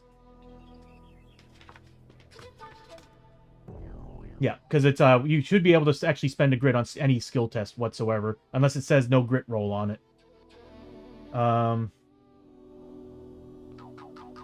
Well, we used the tonic, so we still have the canteen on Chio, so she can still use it to try to do some surgery and hopefully pass. But we're gonna have to wait 2 turns because you can only use it once per turn. So, turn 1, we'll pop it, get her a grit. Turn 2, we'll pop it to get her a reroll if she needs to, because she rolled 2 1s in a row last time. Yeah, yeah, Bishop, like how it is like any chart. The town event chart, the campsite hazard chart, the town location charts, you can't reroll those. You have to actually go with whatever you rolled. But if there's a skill test involved, you should be able to use a grit. Or if you have an ability that lets you do it, because there are some abilities that actually let you reroll on location events or add bonuses to it. Injuries you can't. If I remember correctly, I think injuries, madness, and mutations you're stuck with. Cosmic, how you doing? Happy Sunday.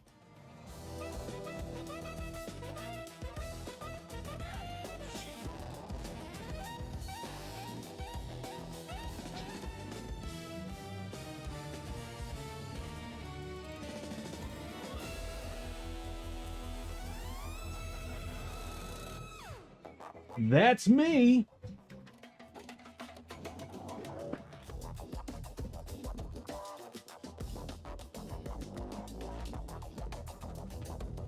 Nope. Ha! Y'all did it.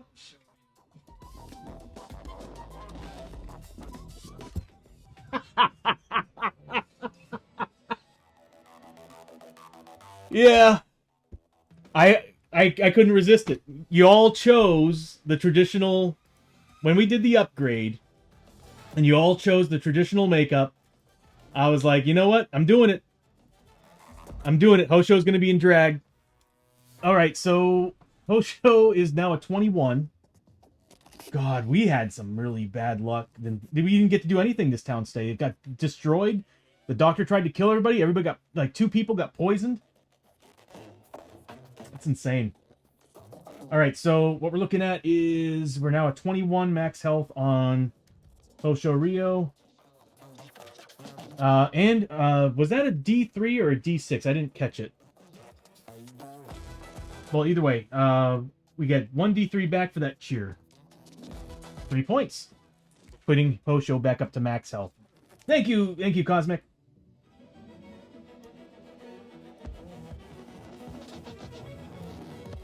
There we go. And then he's also -1 max grit. Oh, we're in trouble. No, we can still do it. I was thinking about the canteen. I was like, if Chio's only at 1 grit, what we can do is spend the grit to do the surgery, pop the feat for the canteen, get the point back. That's what we'll do. So max grit on Hosho is now 1.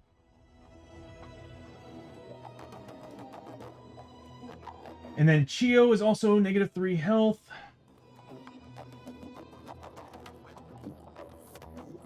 Oh, whoops.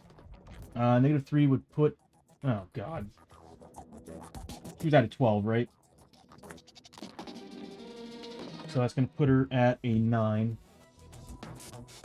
And we need to bump that down by 1. I really need to make that automatic. And she's now a 1 grit. Not giving her a grit. Tony, hello. We'll leave that there because we'll just say that we popped the canteen. So she's now at a 1 grit.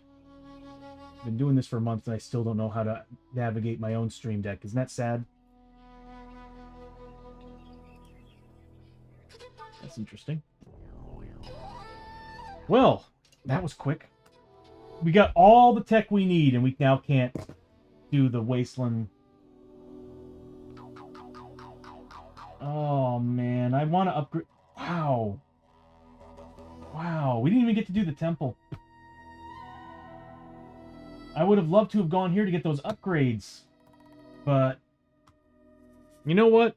When it comes to mutations and healing up stuff, I'll never ever do it again at Bartertown. Bartertown sucks. That was insane. Okay, it doesn't suck. It actually has some cool stuff, but there's a lot of risks being here. What mission do we want? Where did I put the book?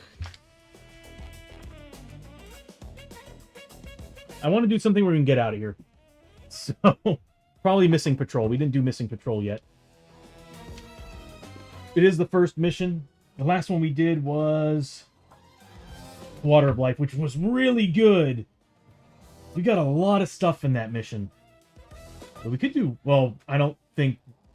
With -3 health on 2 characters, -1 grit on 2 characters, all the debuffs we currently have, and the mutations and everything... Oh, because we're in trouble. Abby's going to get shot up with those 1-hits. It might be a good idea to do a basic mission and try to get through it as quickly as possible. So I'm thinking Missing Patrol. Because I want to get out of here. I mean, I do and don't. I want to upgrade these guns. We have like 19 tech.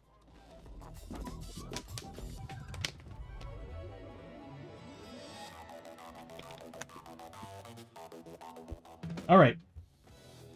Didn't even get to do a town stay.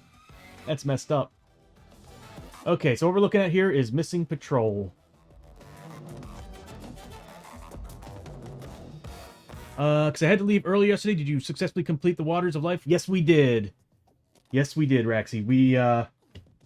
Surprisingly, we actually had... So I think that's what happened. We probably made up for the good luck we had on Friday's stream.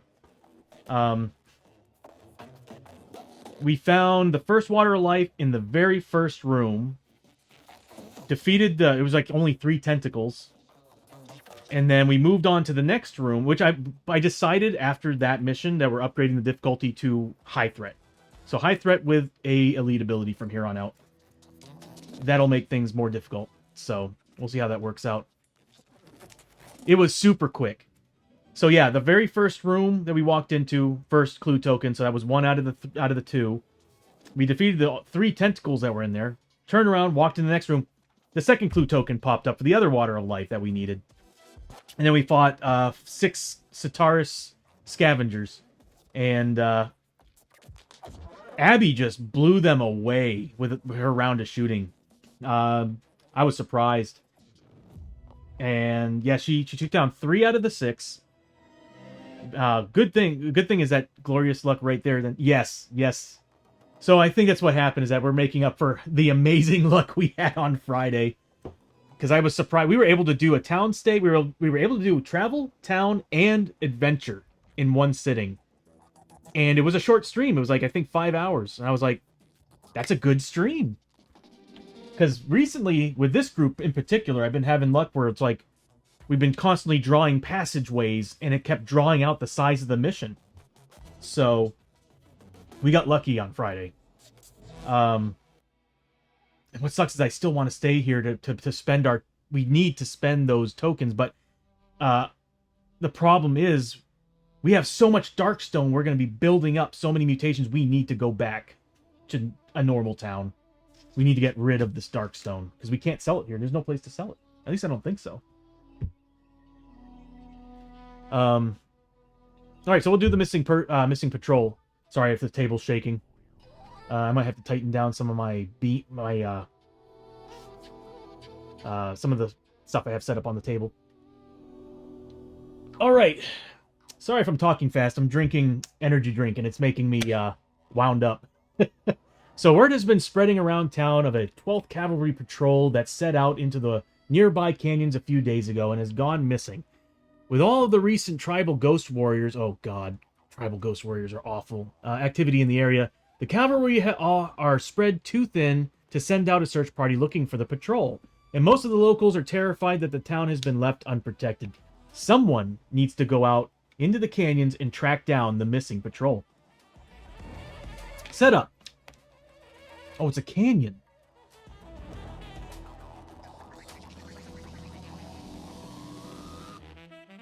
I'm going to say because we're in the Blasted Wastes, we're going to get rid of the canyon entrance and make it a Blasted Waste, but let's see what the other rules are. This mission starts on the canyon entrance map tile. We're going to try to make that the Blasted Waste instead, since we're there. But then again, I guess you could say we're in a section of the Blasted Waste that aren't affected by the pools. That would make sense. So, we start on the canyon entrance map tile. Other than beginning the game in the canyons, all heroes start on the entrance map tile as normal. Mission goal. The heroes must find 4 clue tokens to discover the ultimate fate of the 12th Cavalry's missing patrol, either bringing back survivors or putting an end to the enemies that wipe them out. Special rules. During this mission, all attacks count as ambush attacks. Oh my god. Finding a clue. Each time a hero find a clue token, after resolving any encounters there, place a 12th Cavalry body marker anywhere on the map tile. This marker has no impact on movement or attacks, and roll a d6. Grit may not be used for this roll. If the roll is equal to or less than the total number of 12 Cavalry body markers... Hold on. If the roll is equal to or less than the total number of 12 Cavalry body markers found so far during the mission, ambush attack. Okay. Draw a threat card, otherwise draw a Growing Dread card and add it to the stack. Wow, we're going to be in attacks often in this. And we have to add a Growing Dread. That sucks. Finding the 4th clue. When the hero find the 4th and final clue after completing all the encounters there, place a 12th Cavalry body marker on the map tile and roll a d6 as normal. Okay, we're going to change the music. Where is it? There we go. Yeah, Rexy, this is going to suck. This is going to suck a lot. I'm almost half tempted to just do the last mission over again, but I don't want to do that to y'all. I kind of want to change things up. But hey, oh god, yeah, with all the debuffs we have, this is going to be very rough. Especially if we are fighting them. Because that tribe is just awful. They're almost like fighting the Sataris scavengers, in my opinion. But we do a lot of damage, though. We do a lot of damage. Oh my god. Anyway, after completing all encounters here, place the... Okay, we read all that. I need to reread it. When the heroes find the 4th and final clue token, after completing all encounters there, place a 12th Cavalry body marker on the map tile and roll a d6 as normal. If the roll causes an ambush attack, the missing patrol has been wiped out, and you have found the location of their last stand. So we have to roll a 6+.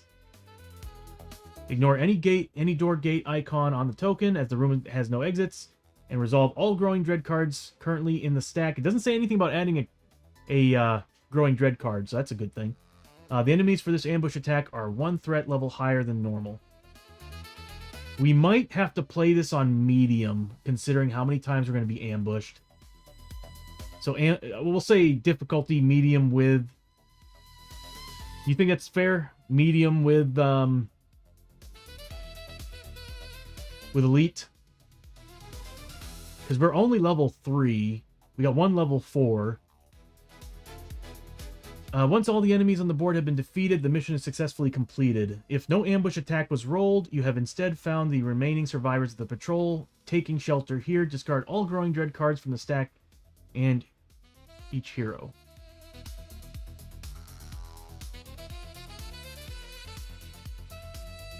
Oh, each hero may... I'm sorry. Each hero may make a Cunning 5+ test. For each 5+ roll, you help 1 survivor back to town, gaining $200 or 20 XP for each survivor helped, and the mission is successfully completed. If the missing patrol was wiped out, each hero may roll a d6. On a roll of 1 through 3, draw a gear card. On 4 through 6, draw a canyon artifact card. recovered from the site of the massacre. If there were survivors instead, each hero gains a bonus of 200 or... I am guessing... Do they go together? That's weird.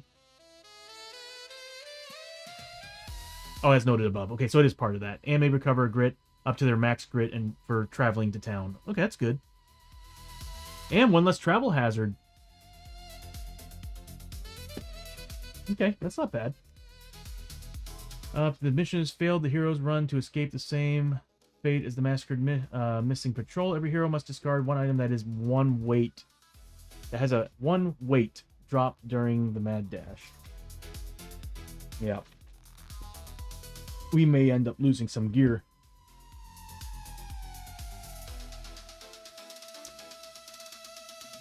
We'll say medium with two elite abilities. How's that? Because it could be possible you might get through this without anything happening. So we'll say enemies with 2 elite abilities. When we get another character to level 4, meaning we're halfway to level 4 as a team, we'll add the extra elite ability. That's what we'll do. So when Abby gets, which she's very close, when she gets to level 4, we'll do that. She's 130 away. Okay. This mission's gonna be a bit much. Okay, we need the starting entrance tile.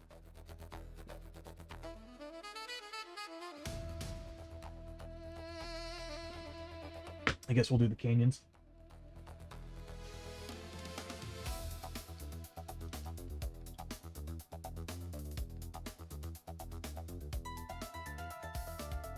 Tip of his shotgun's still broken. I gotta fix that.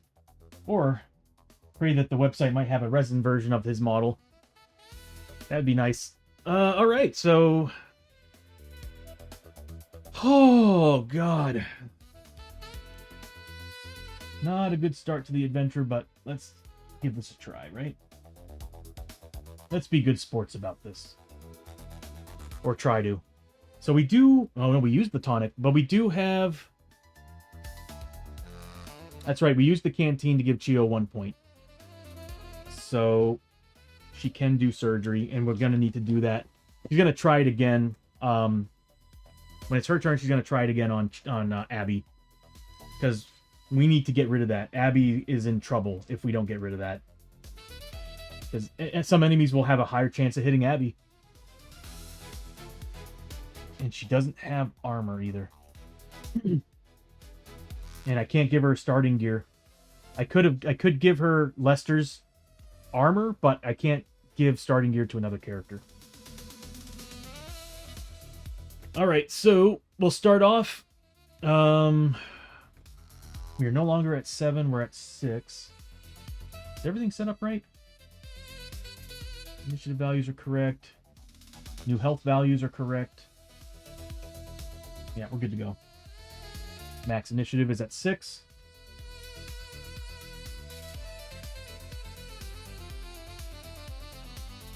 Board Gaming Crew, how you doing? Good to see you.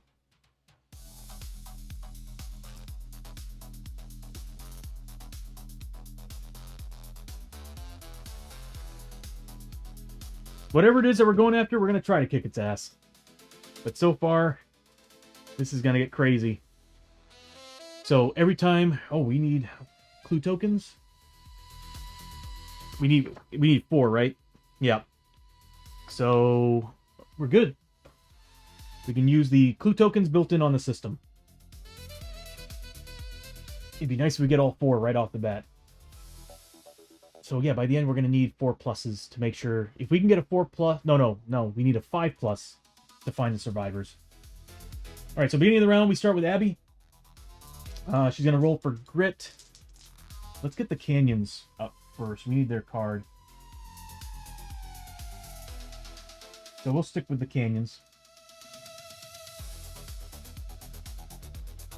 There we go. So all enemies are +1 defense during their first turn of an ambush. Oh, great. Ambush rules. Now they get +1 defense on top of +2 initiative. Wonderful. At the start of any fight, any hero may recover a grit on D6 roll 4+. That is actually quite nice. We could use that. Ad break in 5 minutes, everybody. Okay, so we're going to start off with Abby. Abby's going to roll for grit, so she needs a 6+ on 2 dice, and she's an outlaw. She doesn't get it, but she's going to move up 1, 2, 3, 4. Should I have her? I'm really beginning to think it's a bad idea to have her first. So I'm going to leave her there, and she's going to scavenge.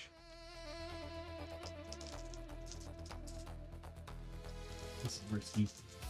You need 6 pluses. She does get one, so she does find something here.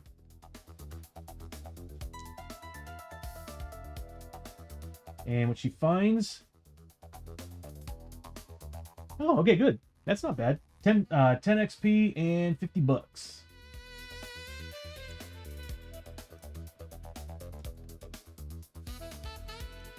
I really need to make those animations faster so we can get through these quick. There we go. And that's her turn. We're now going to move on to Hosho, Rio, and Lester. We'll start with Hosho. I'll probably have him move. Oh, that's right. He gets more scavenge now.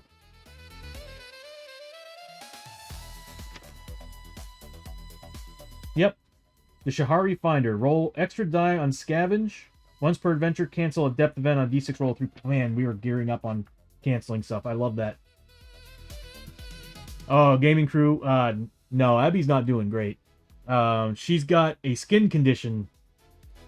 She's got glowing skin, so enemies now can hit her on a roll, on a hit roll of 1, on top of whatever they have of a 3 or 4+ or 5+. So more chances of them to hit her. But the good thing about it is that she ignores voices in the dark. So if she's far away from the party or gets hit by voices in the dark for some reason, she doesn't have to worry about taking any sanity damage. She ignores it completely. So Hosho's up next. He needs to roll a 6 for grit. Not quite. But he's going to move up 1, 2, 3, 4. I could have him explore, but since he gets 4 dice on scavenge, I'd rather have him scavenge. Oh, Abby, are you okay? You're talking about Michael Jackson. That's right. I just noticed the musical notes. Are you okay, Abby? Abby, are you okay? Oh my god. Alright, so that's 1 pass. So we completely scavenged this area. Ooh! So roll a d6, and it determines what we get. Well, there's the 6 I've been wanting. So we do find an artifact in the canyons. And 10 XP for Hosho Rio. Nicely done, Hosho. Canyons. I'm going to need to get the tiles out, for the cards and everything out for the canyons then. Got everything for the blasted wastes, but not the canyons.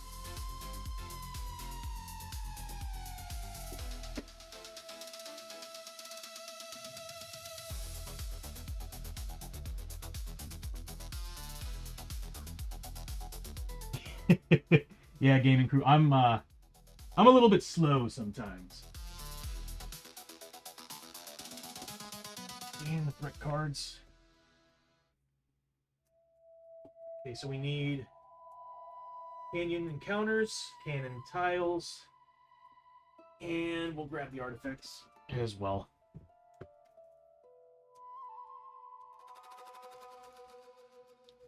Thank you, Bishop. Yeah, ads in 1 minute, everybody. 1 minute. 1 minute, everybody.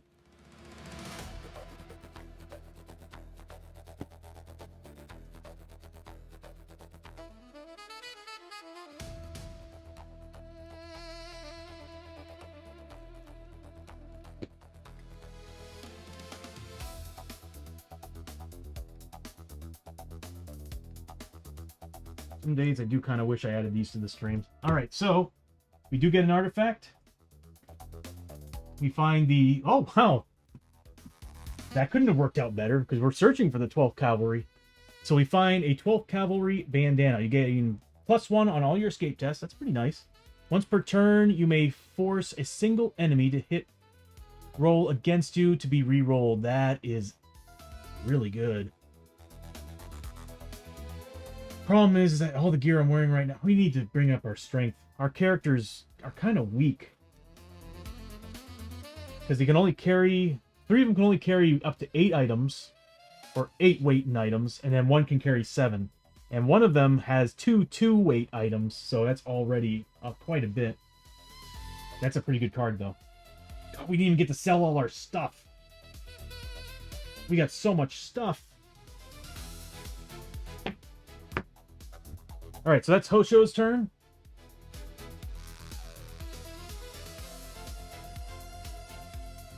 Next, we got Lester, who's also going to roll for grit. He needs 6, rolls a 1.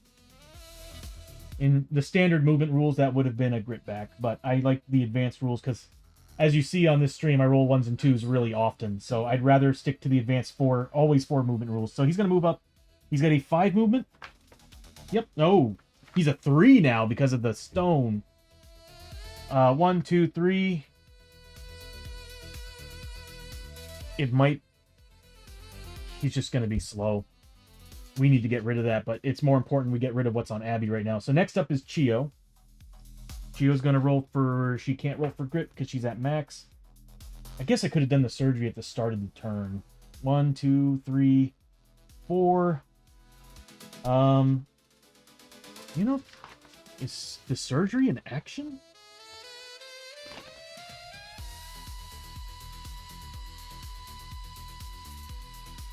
No, it's not. Okay. If it's not an action, then I could have done that at the start of the turn. Lesson learned. We'll figure that out another time. Actually, I'll just have her explore the other room. So what's going to happen is first I'm going to do the surgery on Abby. It's going to be 1 grit. So I'm spending a grit to do that. I'm popping the canteen to give us a grit back. So she's going to stay at 1 grit. Because I might have to re-roll. But we already rolled plenty of 1s. So I need to roll a 4+ to get rid of the glowing skin. We got it. That is a 4. So we got rid of the glowing skin on Abby. Let's see. Ignore voices in the dark. Enemy to hit rolls of 1 or hits. That's all gone. So Lester's still slow. But at least Abby's not taking any hits on a 1 anymore. It's too bad it doesn't give XP. That should give XP. That would have been pretty nice. And then for her action, she's going to peer into the other room. And what Chio finds is the canyon clearing.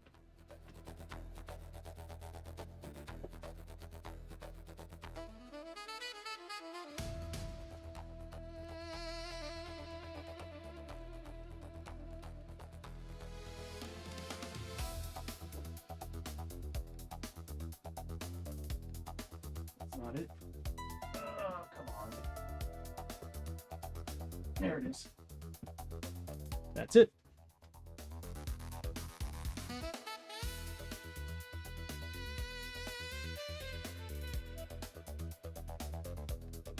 Of course, these two aren't linking together too well.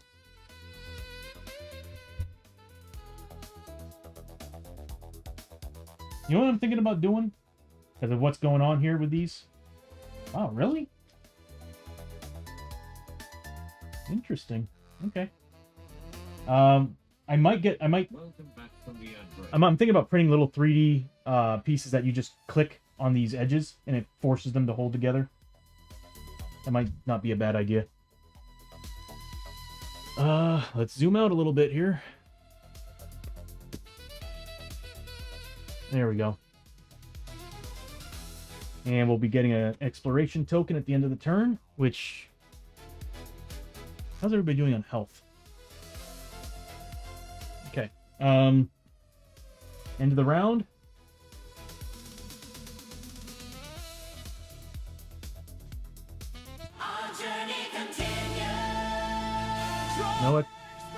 No clue token. We do have an encounter, though.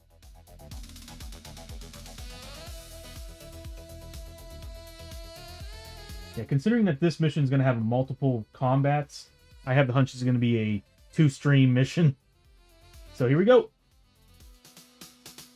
Circling above, black vultures circle above you, high in the sky. They're most likely waiting for you too, to meet an untimely demise in the unforgiving valley of death, a grim omen to be sure.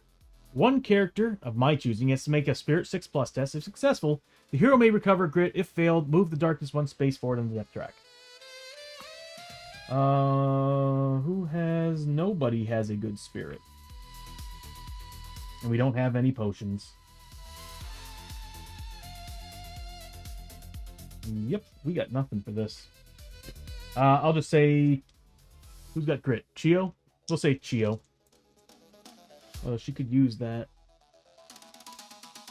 Maybe Abby, because Abby has a better chance of getting grit back than anyone else. So we'll say Abby's doing it. It's a 6+.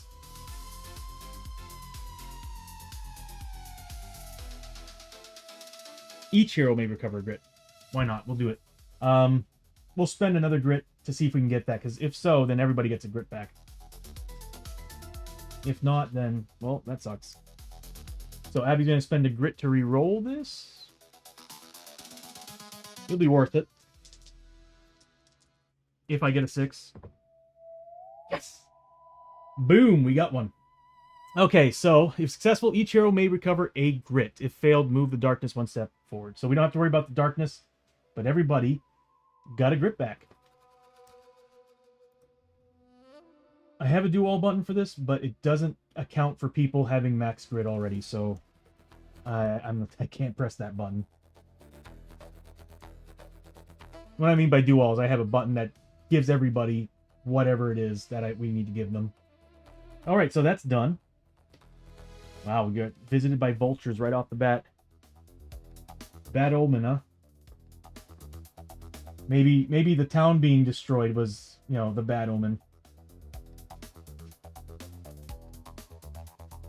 Press the wrong button. Okay. All right, we finished the encounter. There's a doorway. We need to roll for that doorway. 1, so it's heading this direction. Why not? The furthest way. Man, it's weird. And that's the end of the round.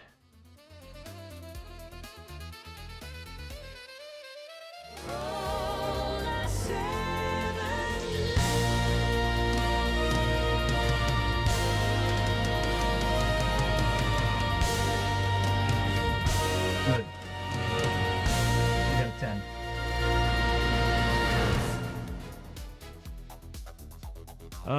Going to pick up some groceries, but Tony, I sent you a DM on Discord chat. Okay, bro. All right, brother. Hope you find some good food there, but let me check out what you posted.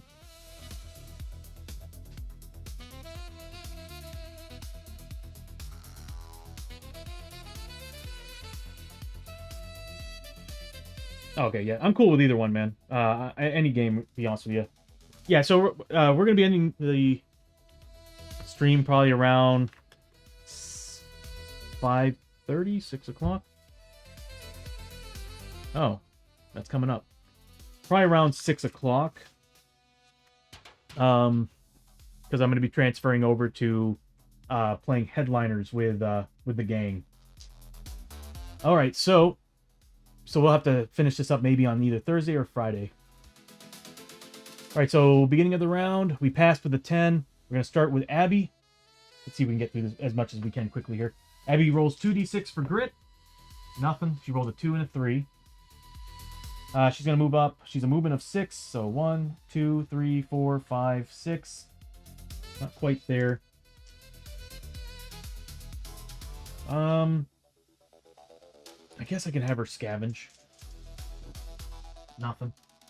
3 2s isn't going to get her anywhere. Next up is Hosho Rio. Hosho's going to roll for grit. Nothing. But he's going to move up 5 points. Everybody's a 5 except for those two, right?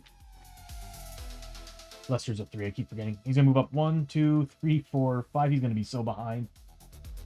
And he's got that special item, the Shahari Finder. So he's going to use that to get 1 extra die. Nothing on scavenge. Next up is Lester. I guess I could have him spend a grit to move faster. He is... Well, he does have the hunter's rifle, so I can always switch over to the hunter's rifle. 1, 2... Hold on. He's spending a grit.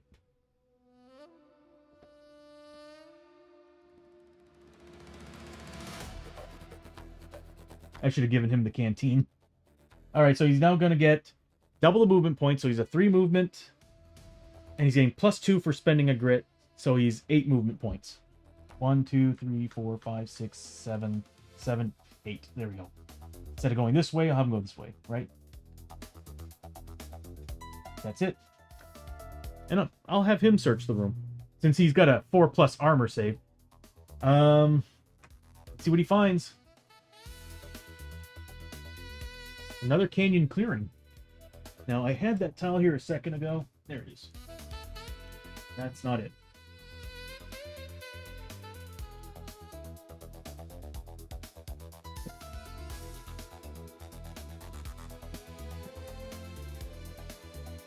So we find yet another clearing.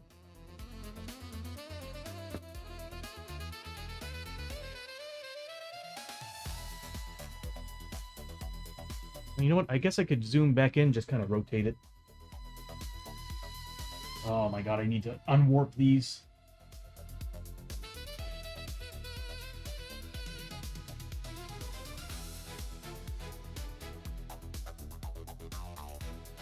Okay, and he's going to... Oh, he already did that. He checked the room, so he does get 5 XP for that. I think I forgot to do that earlier with Chio. Chio should have gotten 5 XP for searching. So I'll give her 5 XP.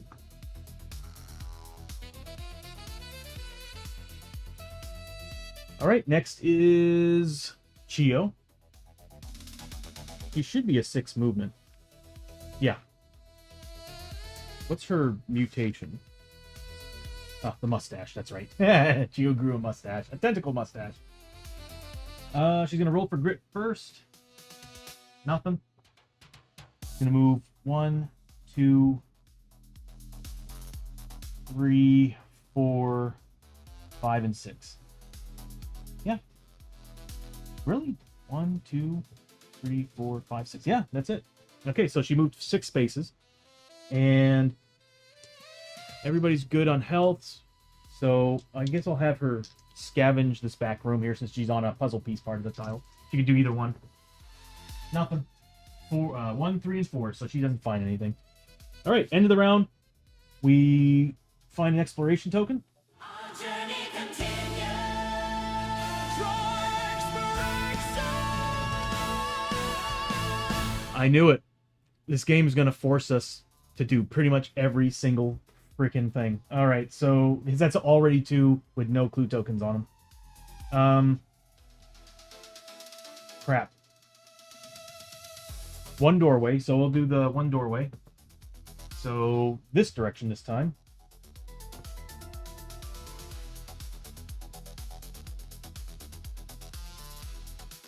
A little bit closer. Depth event. Now we have a chance to get rid of this depth event. Could be worse. Could be tentacle mustache. Oh, testicle. Yeah, it could be. It could be a lot worse, Bishop.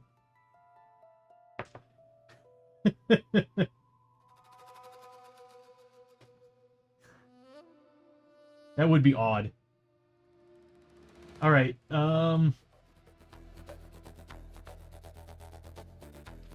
Sorry, I'm just putting so many mental images in my head.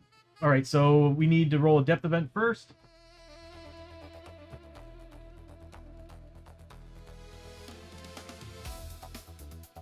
Let's see what it is, and I'll decide whether or not we're going to cancel it. We have ways to cancel it. Because this is currently set on... Anytime a growing dread... Oh, that's growing dread.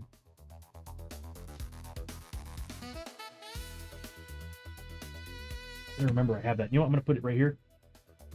To show that she is equipped with it. That's Chio's Book of Secrets. I haven't permanently put it on her yet. I mean, she is wearing it. That is counted toward her weight limit. But I haven't permanently put it on her character sheet yet because it's something that it's like I'm constantly telling myself, do I want to keep it? Do I want to get rid of it? Because this is what she uses for a weapon with XXL monsters. So, but it's helpful. It's been very helpful.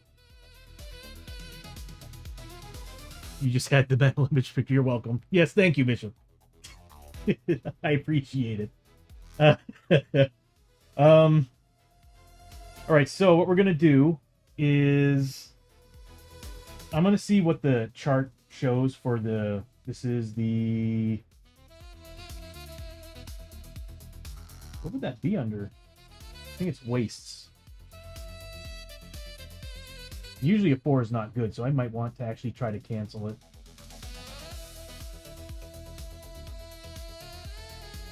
Yeah, we're gonna try to cancel that. But then again, that'd be good, some good healing for Chio.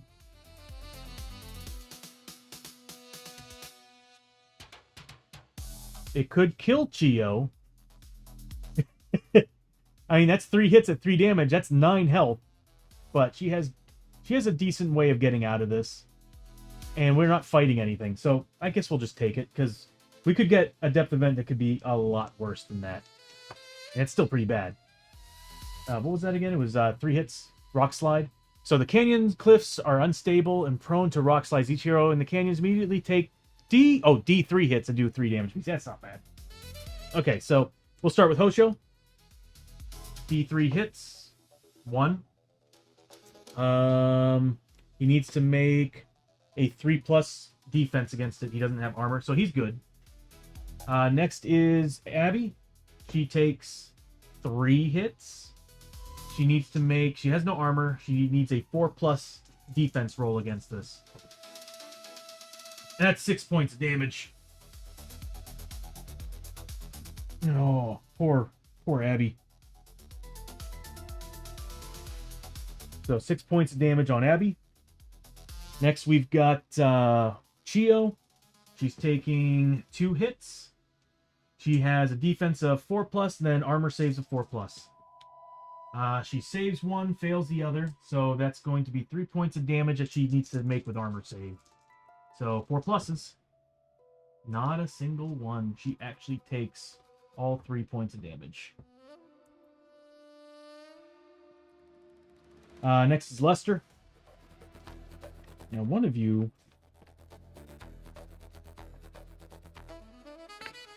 Okay. We did get rid of it.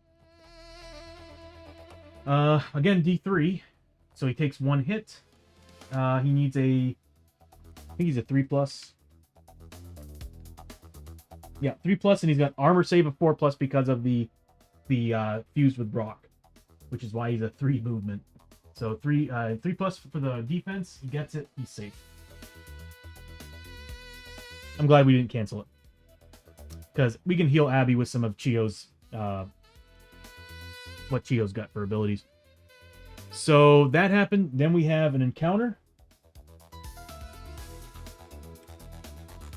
Discard pile goes here. I really can't wait to make my own gameplay mat, because I'm going to make a custom one that has where the cards are going to be sitting. And that's the encounter.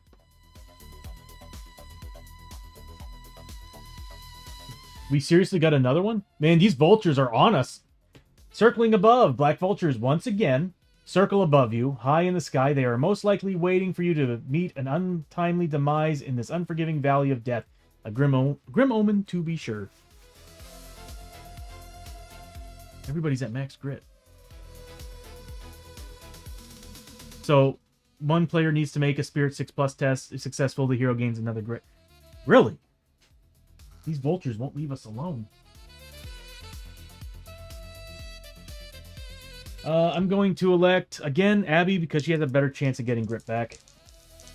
We need a 6+. I don't know if I really want to oh, wait, what happens if we fail again? Yeah, it might be in my best interest to re-roll that.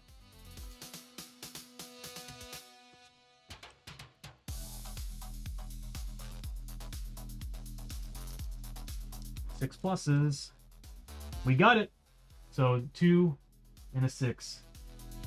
We rolled 2 5s earlier. We got a 2 and a 6. I forgot that we're on zoomed in mode here on the camera. But anyway, we got it. So everybody gets a grip back, which unfortunately 2 characters are already at max grip because they're at max 1. But Abby does get 1 grip back.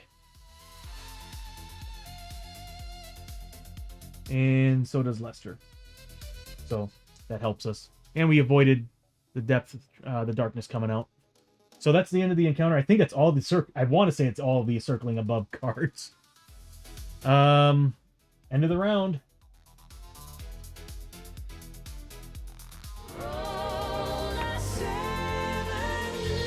Again, we got a 10. Zoom out.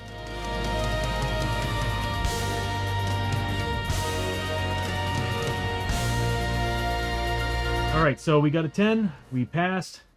We managed to get rid of the... Well, Chio managed to get rid of the darkness. I kind of figured she'd be the one holding on to the lantern. Being the healer and all. Beginning of the round, we have Abby. Abby needs a 2 plus. 6 plus on 2 dice. Nothing. She's going to move up 1, 2, 3, 4, 5, and she's going to check that room. Now that she's got rid of the glowing skin, I'm not scared of her being up in the front lines. Ooh, the watering edge. Again, I gotta add the advanced rules to the game. I have the cards scanned. I just need to... I'm gonna make them just like the rules cards, where they'll just pop on screen by me typing in whatever it is. I just need to set it up. Water's edge.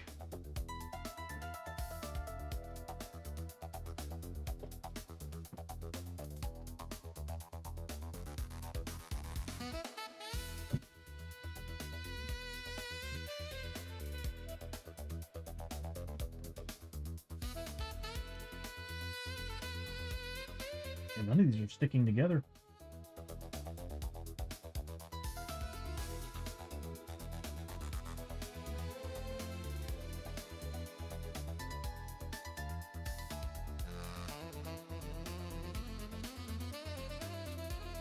All right, so we did that. She gets 5 XP for searching that room. And we move on to Hosho and Lester. We'll start with Hosho. He's going to roll for grit first. Nothing. He's going to move up 1, 2, 3, 4, 5. And he's going to search that room behind him. He gets 4 dice because he does have that item on him. He does find 1.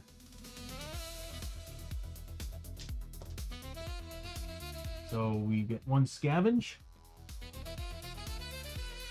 10 XP and $50. Gladly take that.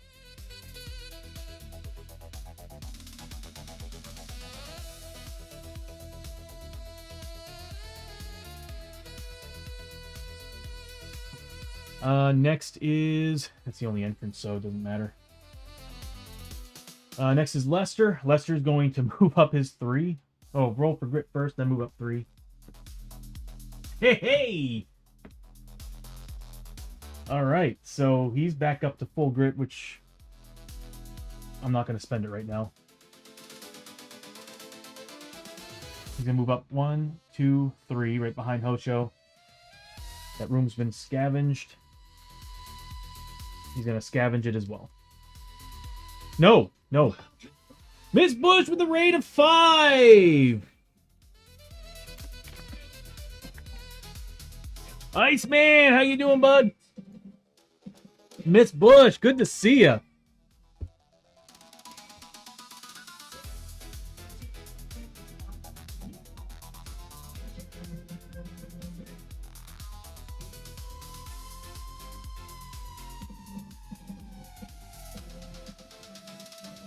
Awake and no longer tired.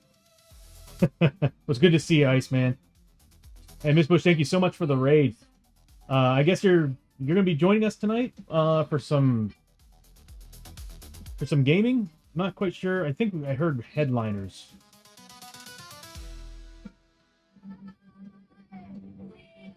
Rebel!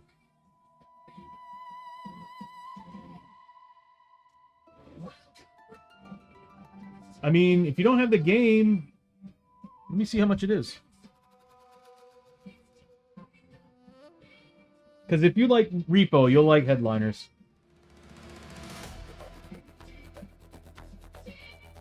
While the song's playing, I'll go ahead and do this. Yeah, Miss Bush, I'd be more than happy to gift it to you. Good to see you, Rebel. Let me give out some shout-outs. Oh, you're tired? Okay. I mean, not gonna lie, Headliners is a blast. And we would love to have you. And I'd be willing to gift it to you if you want it. It's on sale right now. Yeah, right, Rebel? No excuses. Let me give some shouties. Yeah, everybody, I highly recommend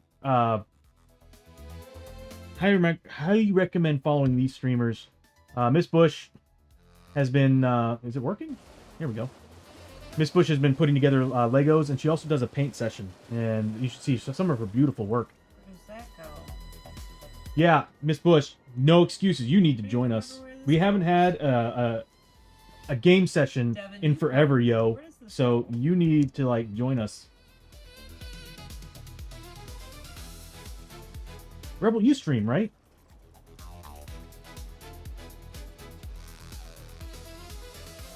Could have sworn you stream.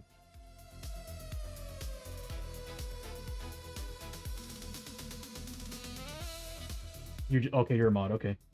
Yeah, I could have sworn. I thought you streamed. I just wanted to make sure.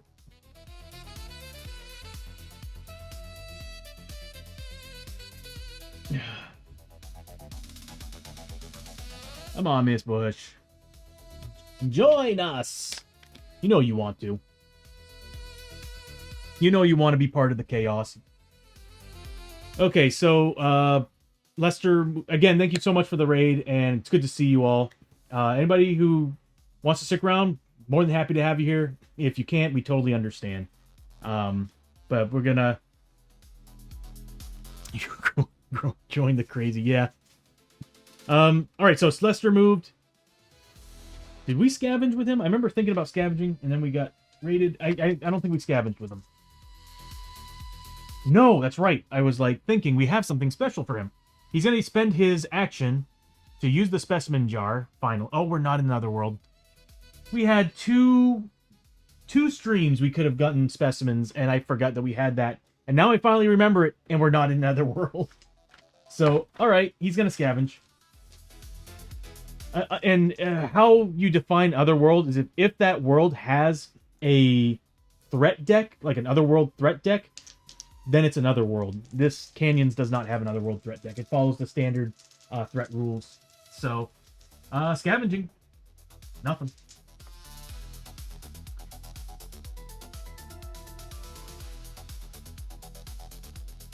Okay, Miss Bush. Well, I hope you get some rest, and thank you so much for the raid. Good to see you. And the Hobbit, not Hobbit. Oh my God! Hello, the Harry Potter owl set looks awesome. Really turned out good. Good job. And I bet it looks awesome where it is. Okay, so next is Chio.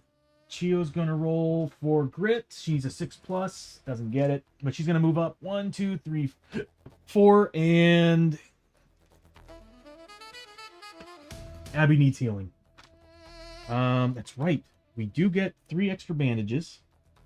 So we're at a 7. So we'll spend 1. So now we're down to a 6 on Chio. I cannot wait to add the new setup. So this way I don't have to do this anymore, erase and put stuff on there. It's all going to be built into the stream. So it's going to be +3 to the roll for Abby's healing.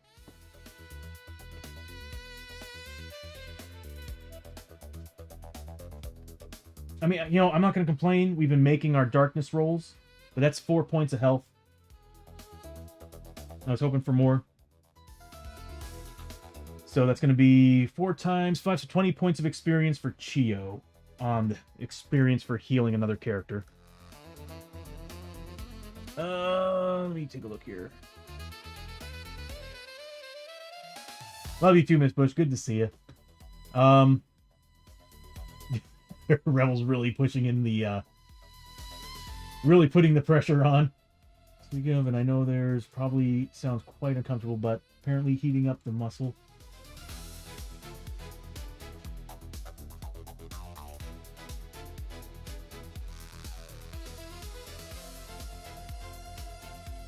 Am I missing something here?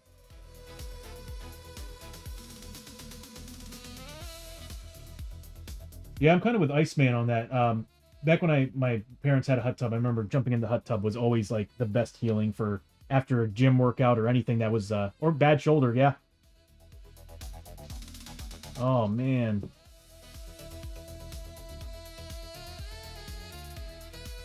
How did she hurt her shoulder? I must have missed that part. Sorry, I'm not getting much of the chat window like I used to.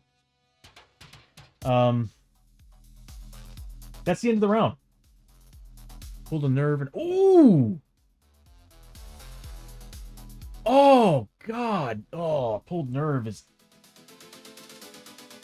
Ooh, yeah, that's painful.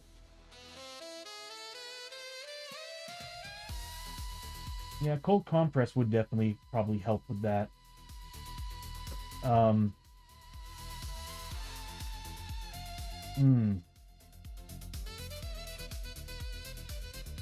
That hurts. Oof. Sorry, it's just that's kind of popping some memories back in.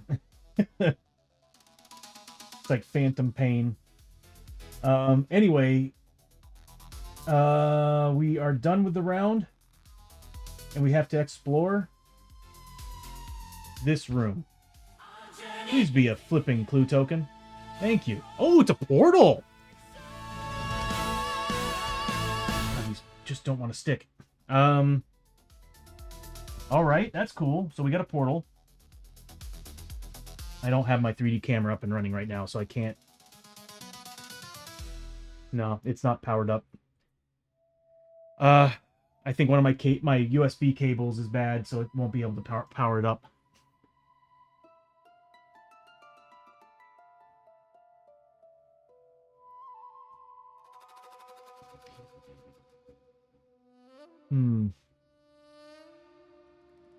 So, we got a portal. Next, we have an encounter in this room. And we did get a clue token, so do we ignore the encounter? Don't fall. Don't fall, please. Okay. Alright, let's see what we do. I totally forgot what we were doing.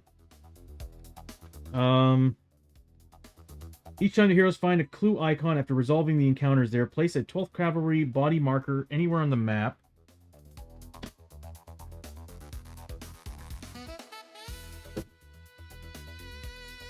I got clue tokens. We'll just use regular corpse tokens. I don't think I have a cavalry marker.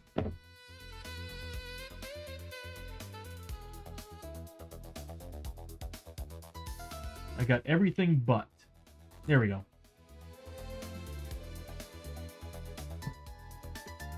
Okay, for each time the heroes find a clue icon after resolving the encounters there, place a 12th Cavalry body marker anywhere on the map tile. This marker has no impact on the movement or attacks. And roll a d6. Grip mate. Did the lights change? It's 5 o'clock, isn't it? Or past 5 o'clock. Yeah, the lights changed. I was wondering why it got dark in here. Sorry, I have my system set to automated again, and I'm beginning to realize that was a mistake. That's better. Better-ish, I guess. If the roll equals 2 or less than the total number of the 12 body markers found so far during this mission, ambush attack. You know how much I love rolling these. Hey! So, we passed. So no ambush attack. Draw a threat card. Otherwise, draw a growing dread card and add it to the stack. We have a special rule for that using this. Anytime a growing dread card is drawn, roll a d6. This is on Chio, so this could be bad. On a roll of 5 or 6, place that growing dread card here instead without revealing it. You are -2 health for each.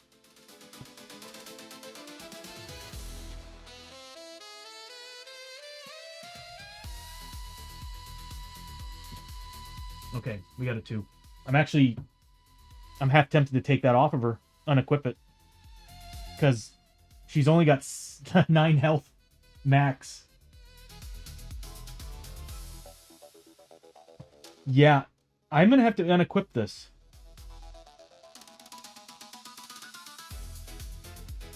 At the beginning of the next turn, I'm unequipping it. I'm getting rid of it, and that will free up a slot. Because, oh my god, that's awful for her right now. So we do get a Growing Dread card. I don't know if I shuffled them or not. I think I did.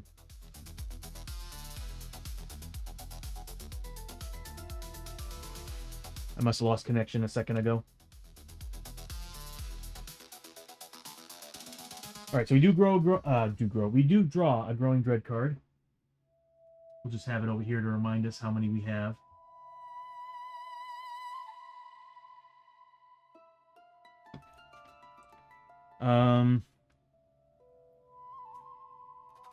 That's it. Nothing else really happens. So we basically just found a body.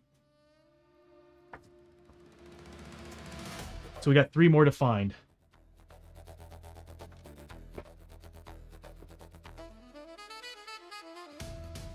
Do I have any more of these?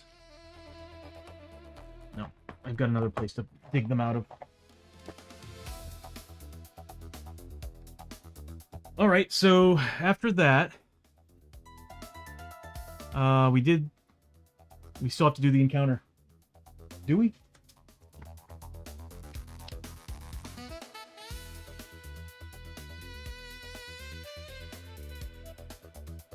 Yeah, we still have to do the encounter. It's the 4th clue token that ignores everything, per usual. So we do an encounter.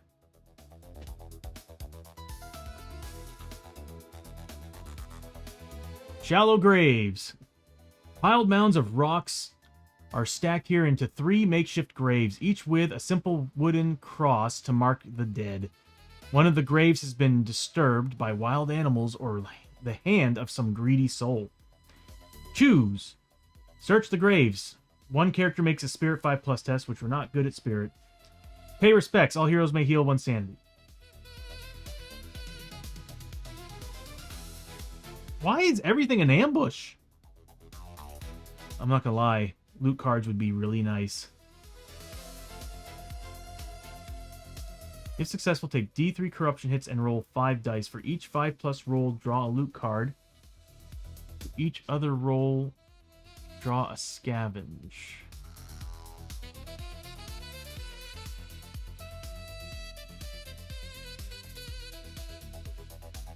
Role-playing wise, I don't think any... I think the only... Actually, no, the Outlaw would totally do it. The Outlaw would totally do it. 2K18 is now followed. Bumpy 2K18, thank you so much for the follow! Welcome to TNT Tabletop!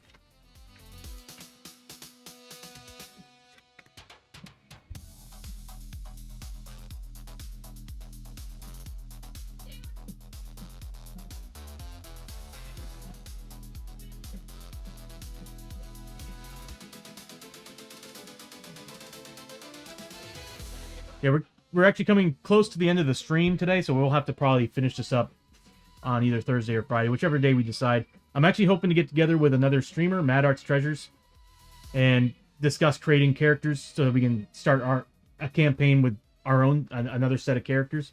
But we'll see what happens. There's a lot going on right now. I'm moving and everything, but Bumpy, thank you so much for the nice bedtime for me. 11:35 p.m. Oh wow.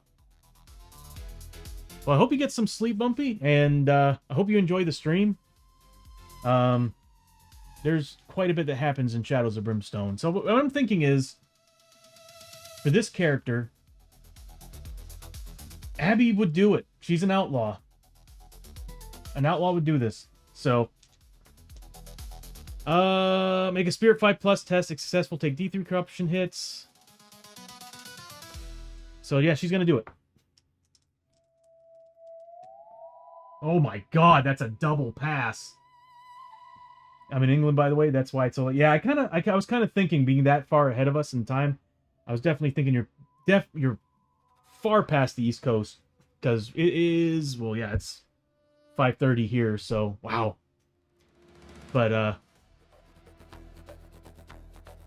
Sorry, my mind just went blank for a second there. But anyway, no, again, thank you so much for the follow. I hope you get some rest. And I hope we catch you. Hopefully, I'm trying to get myself back into the groove of going earlier on the stream. Yeah, 5 hours behind. Yeah, we would be 6 hours behind you. Because we're always one behind the East Coast. But I'm trying to get myself back into the groove of starting earlier. But today, we didn't start the stream till like, I think 3:30, 4 o'clock, because I was having some problems with my internet. Still kind of suffering, but not as bad as it was earlier. But yeah, I'm trying to get the stream earlier, like around 12 o'clock our time, which would be, that would be probably 6 p.m. your time. Because I always found it, I know, I always enjoyed starting the stream earlier than 2 or 4 in particular. I'm not a nighttime streamer when it comes to board games. But anyway, so she double passed it. So if successful, get D3 corruption hits.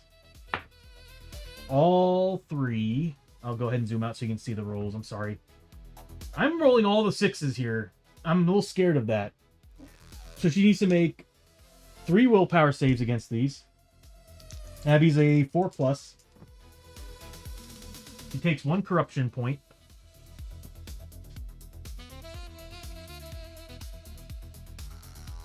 Kind of weird how midnight for West Coast is 8 a.m. Isn't it?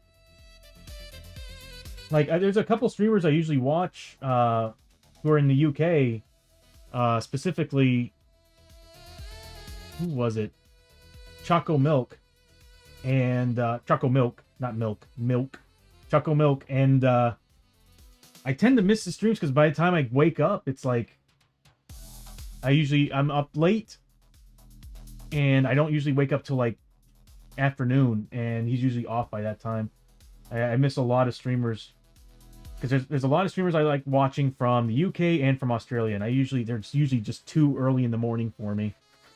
It's kind of hard. I have to wake up early to do it, which sucks because all the work I do on this stream is usually late at night because that's usually when I'm best focused.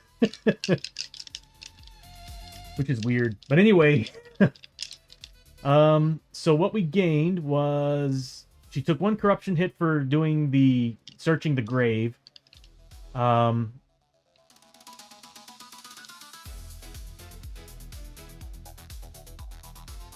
up to 5 dice.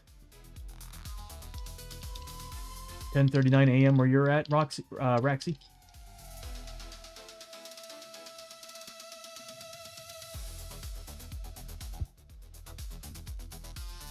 That time. And you're that far behind us. The East Coast would be about 2 hours behind me right now. 10:39.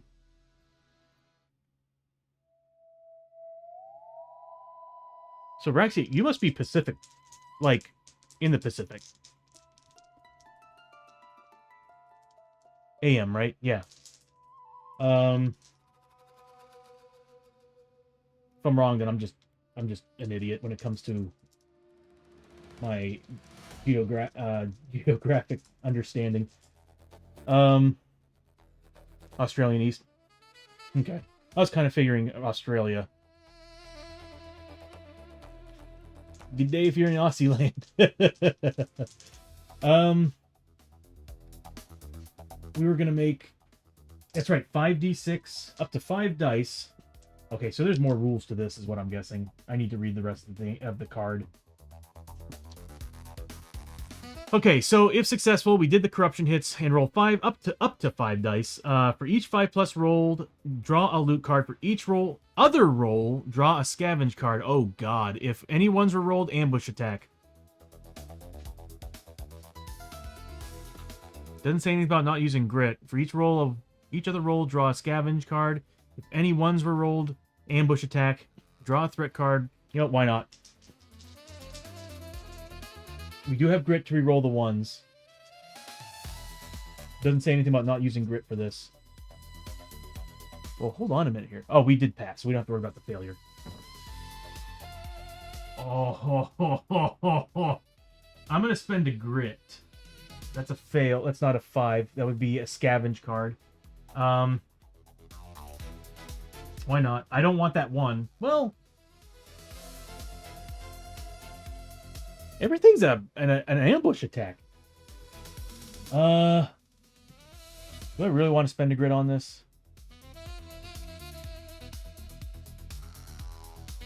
If we want to keep going, yeah. So I will.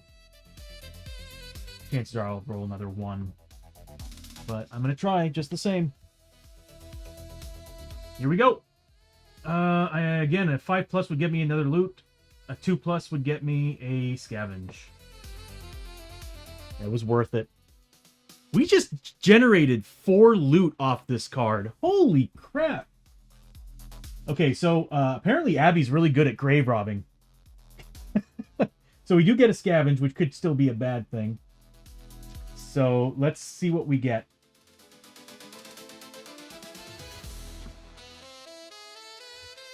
Okay, we actually had some good luck there. But it also depends on what the scavenge is. So we'll do the scavenge first.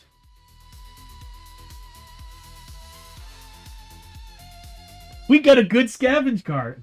Hell yeah. So 10 XP for Abby.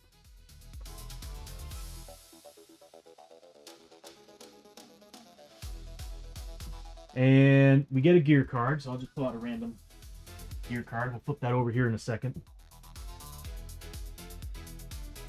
Put it over here. And then we got four loots to go through. So here's the first set of 3. We don't need any more dark stone. We don't. We're gonna be rich when we go back to town. I will say that much. We're gonna be filthy rich if we make it back to town. And we get some money. So 1d6 times 25. So 75 gold.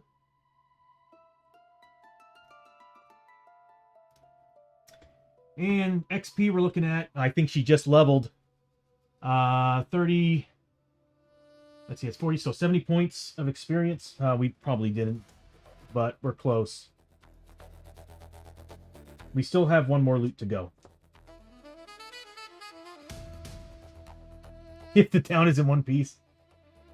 I'm gonna go out on a limb here, Bishop, and say that that last town just had the worst possible luck ever. Oh wow. We get another gear card and 20 XP, which again, Abby is so close to leveling.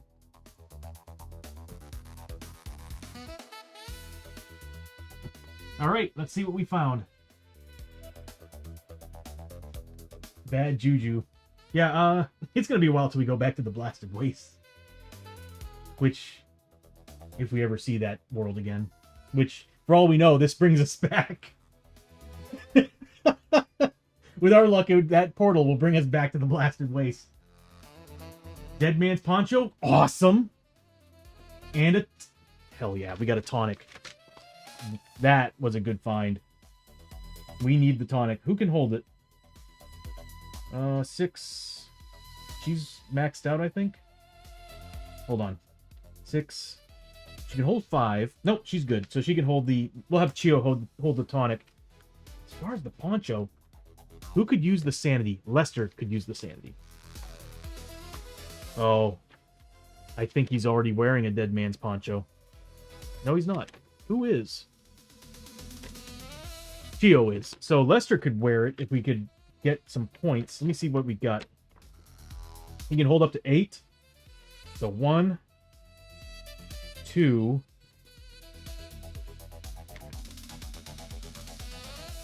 Why do I have it written in here twice? I might have been goofing on the gear here. I put his armor in his item section for some reason. So he's wearing 1, 2, 3, 4, 5, 6, 7, 8.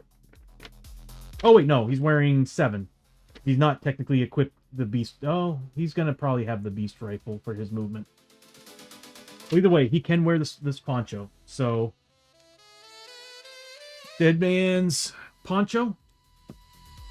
That goes where? Shoulders. He's wearing something on the shoulders.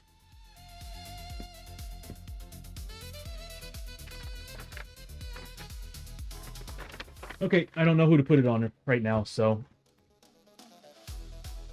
that's just gonna go in our inventory of gear. Yeah, we need to build that junk bot. I need to find the card so it can tell us how to build it. Because I want to say it just requires one part to make it. But I really need to find that card before we do that. Because then, I mean, we still need the card just to know how we play him.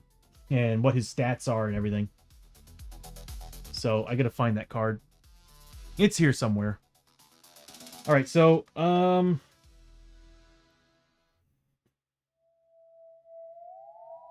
what we're going to do is we're going to go to the portal. Did the encounter. We get the portal. We'll do the next turn, and I think we'll call it a stream. So let's see what happens. End of the round.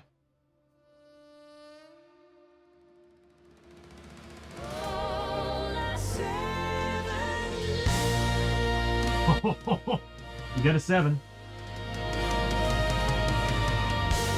There's some worlds where if you roll a 7, bad things happen. So, beginning of the round, we have Abby. She's rolling 2d6 for her grit. Doesn't get it. She rolled a 5 and a 1. She's going to move up. 1, 2, 3, 4. And she's going to look through that portal.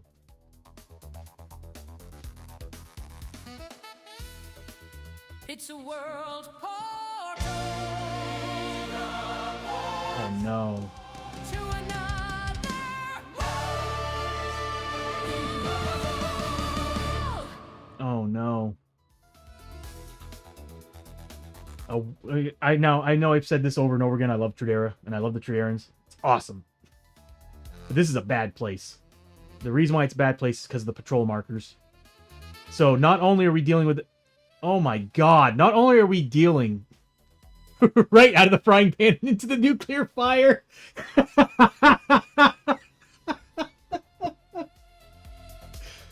Oh god, it's Tradera. So yeah, we build up patrol markers on top of the ambushes that could potentially happen as we're doing this mission. I mean, now we obviously know what happened to the 12th Cavalry. Like, in reality, like, seriously, these characters should be instantly turning around going, screw this. Because this place guarantees people going in there dying. So, we're going to Tradera. Whenever Hold Back the Darkness roll is failed in Tradera, add a patrol marker to the depth track. This is when we're going to start seeing... Oh, yeah, we are down 2. Actually, 3. Keep forgetting about that. Whenever Hold Back the Darkness, yep. Use Battlefield Scavenge. Battlefield Scavenge is pretty nice, though.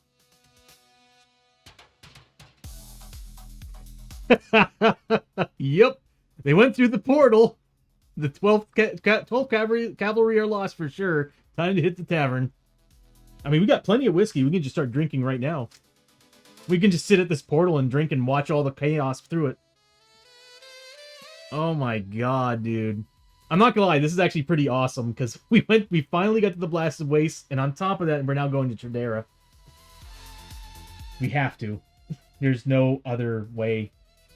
We've been getting nothing but one-way tokens, and this map, well, it gave us the one portal. So, if we did the advanced rule, we could have gone across the water, though. Or, there's a chance to go across the water. Oh boy. Alright, let's finish the round, I guess. So that's 5 experience. We need to get the Traderan tiles and everything out. 5 experience for Abby for looking through that portal.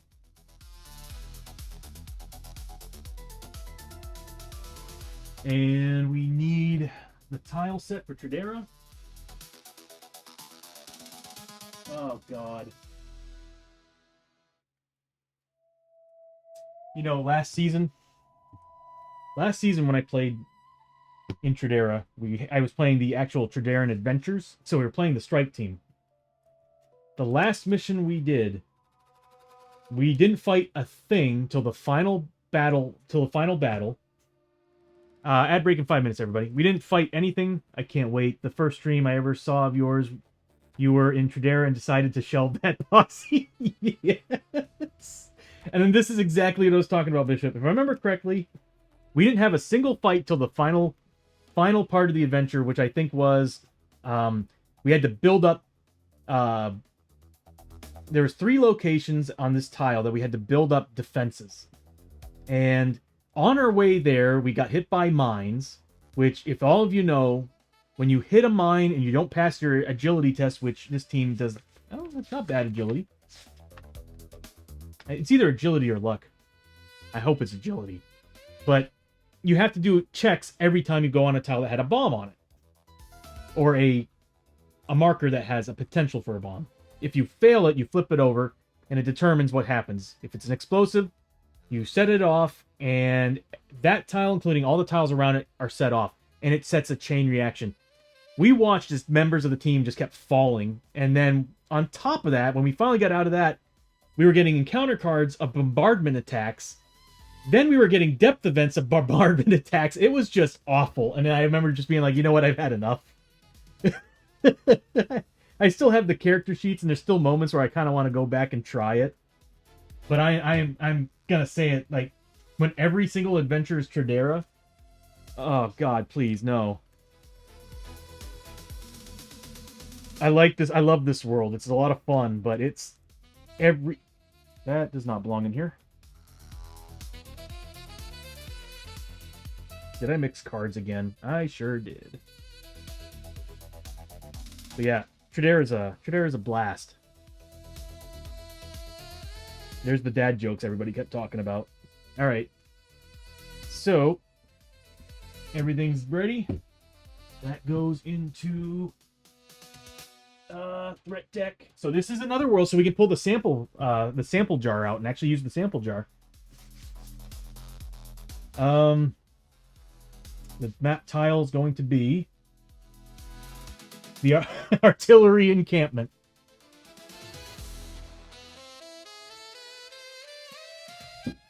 What does it look like? That's part of Tradera, right? Yeah. Okay. I've actually never seen this tile before.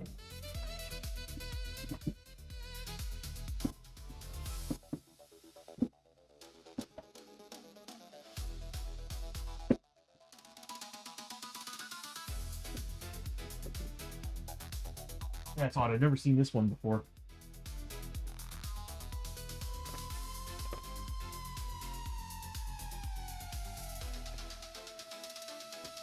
Am I missing a tile?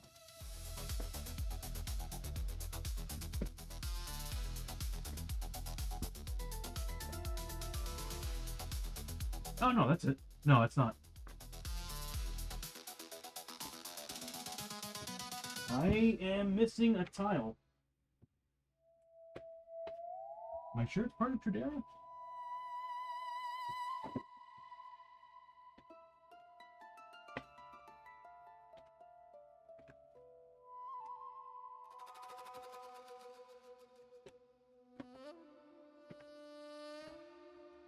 Yeah.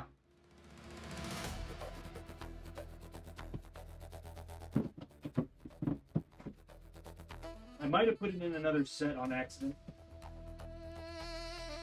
I'm not going to go digging for that. It's weird.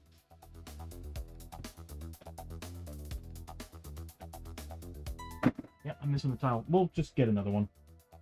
I'll just kind of have this off to the side.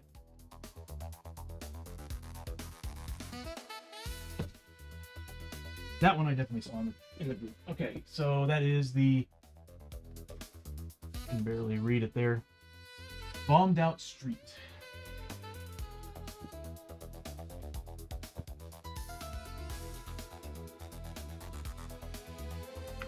Get rid of these guys. Oh, you want to know why? No, this is blasted waste. That's right. That over there.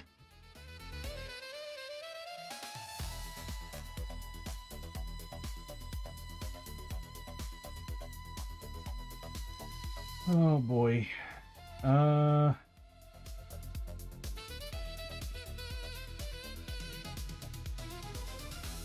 can probably zoom out a little bit. We are kind of closing in on the end of the stream, but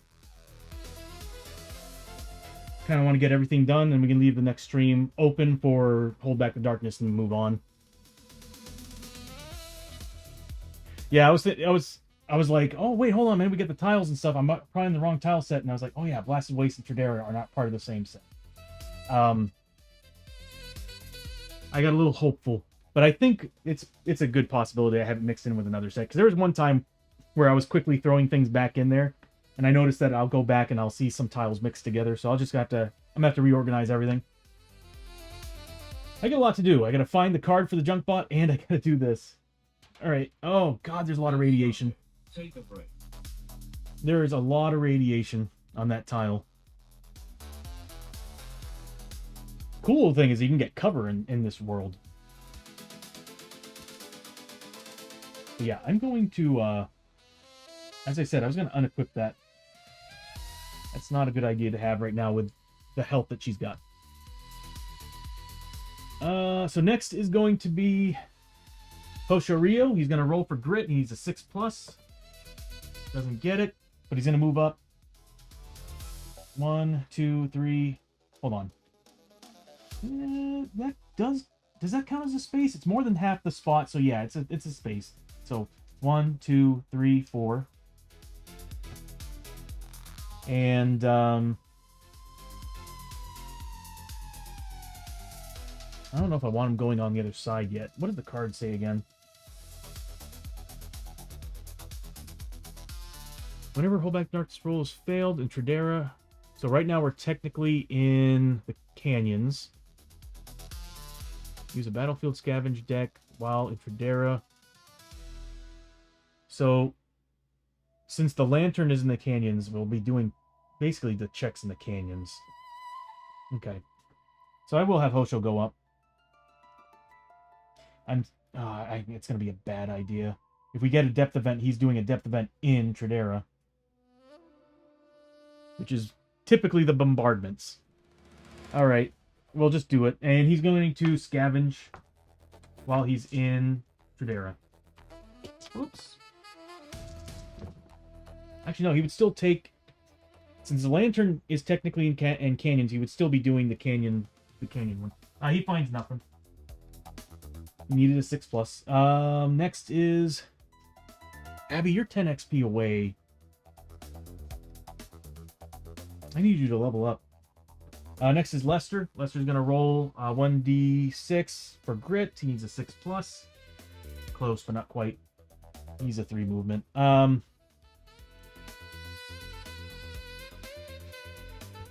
He needs to be on the other side to actually shoot things. He's a 3 movement. He won't get too far. And he can't shoot through this. He can only shoot targets that are on this tile. He's going to have to be here to shoot anything, so... Dang. I need everybody on the other tile. 1, 2, 3. And he's going to scavenge this room. He finds a scavenge. So he does get 1.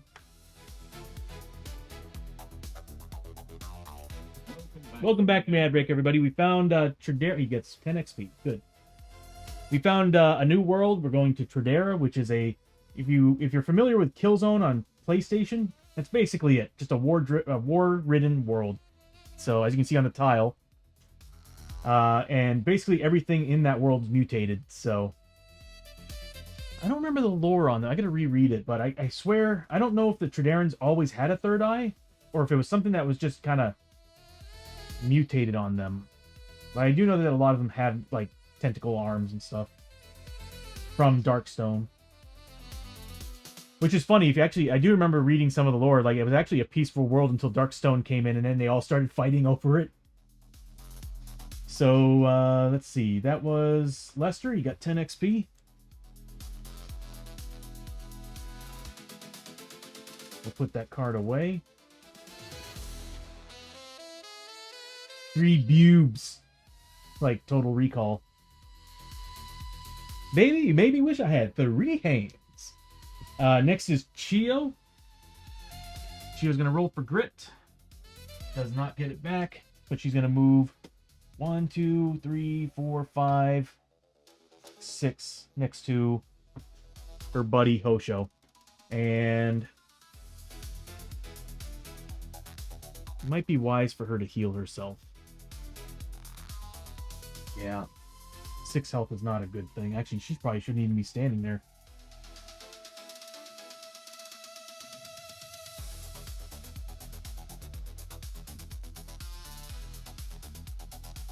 Can't tell you how often I reference that movie. Shows my age a bit.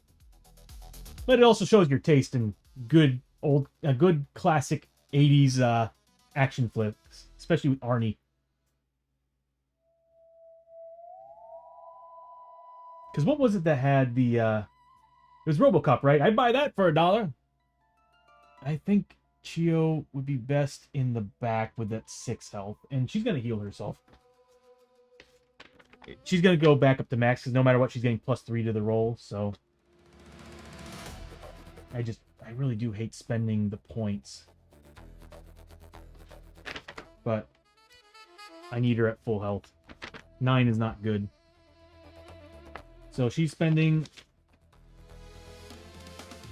a bandage to heal herself. Oh, we're going to need these bandages in this place. I love RoboCop. I used to have the soundtrack on cassette. It was epic. Yeah, Basil Palladores did an amazing job on that. He also did the Starship Troopers soundtrack as well. You can always tell when it was him. Like, it's the way that he uses... was it his wind instruments? I think it was his wind instruments that the way he used them, like his brass and wind instruments, the way he played them, you can always tell it was him. Because I think, didn't he do Conan too? The original Conan the Barbarian with Arnie? All I know is that he always did an amazing job on his soundtracks. Starship Troopers, seriously, one of the best. But RoboCop had a great soundtrack. Total Recall had a great soundtrack. So that's Chio. So we discovered that area. We need to see what the exploration token is on it.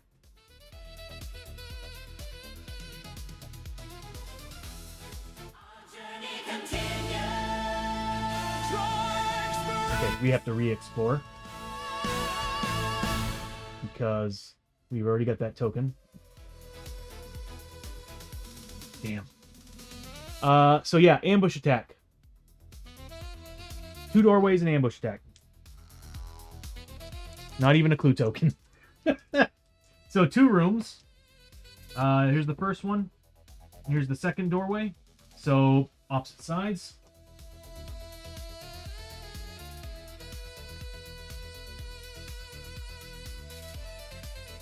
That is the wrong set.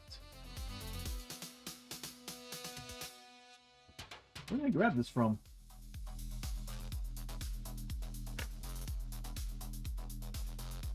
There we go.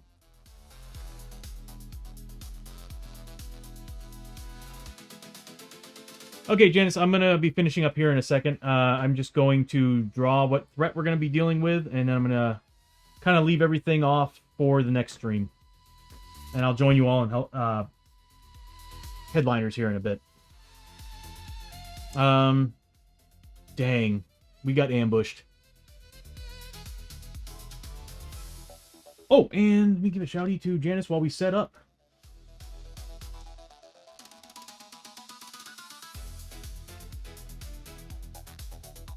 Oh, I guess it's grenade time.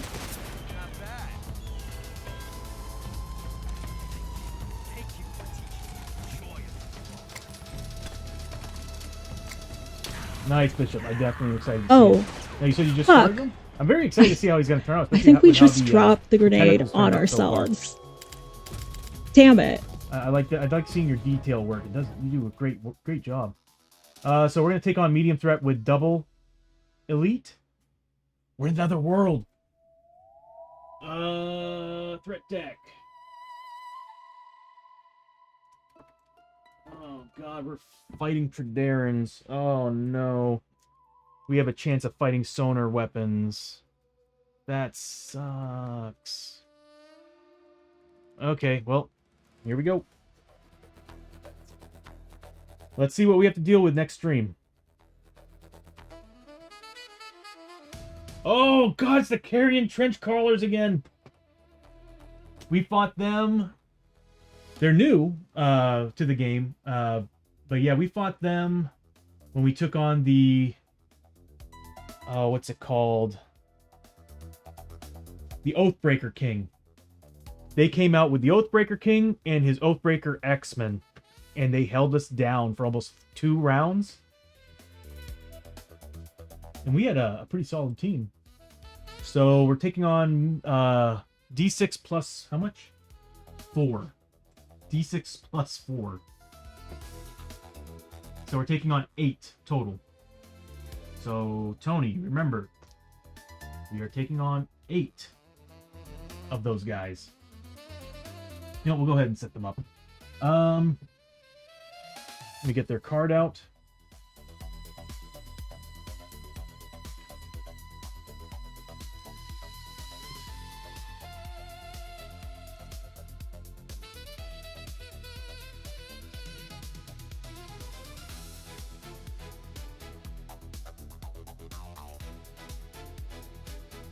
Not crawlers, feeders.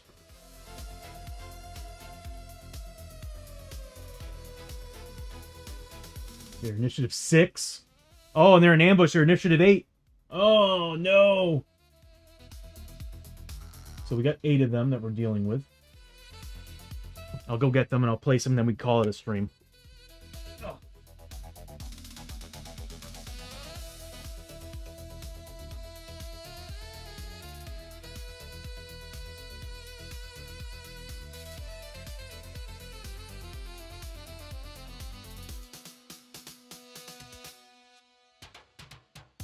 Okay, so we got 1. It's covered up. We're gonna have to move things around here.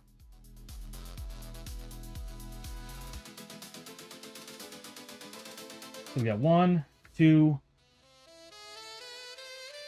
So it'd be better if we did it this way. 1, 2, 3, 4, 5, 6, 7, and 8. This is why I want to give them bases, because I want to be able to put these guys on them so you can all see the colored, you know, the red for enemies. I know the box art is pretty high standard, but I really like how they did it in the and mine isn't up to that, but it's okay.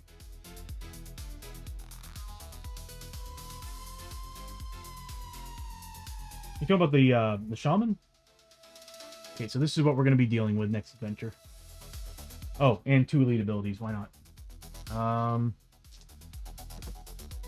4 and 3. Uh-oh. They got more health. We'll see what that means later.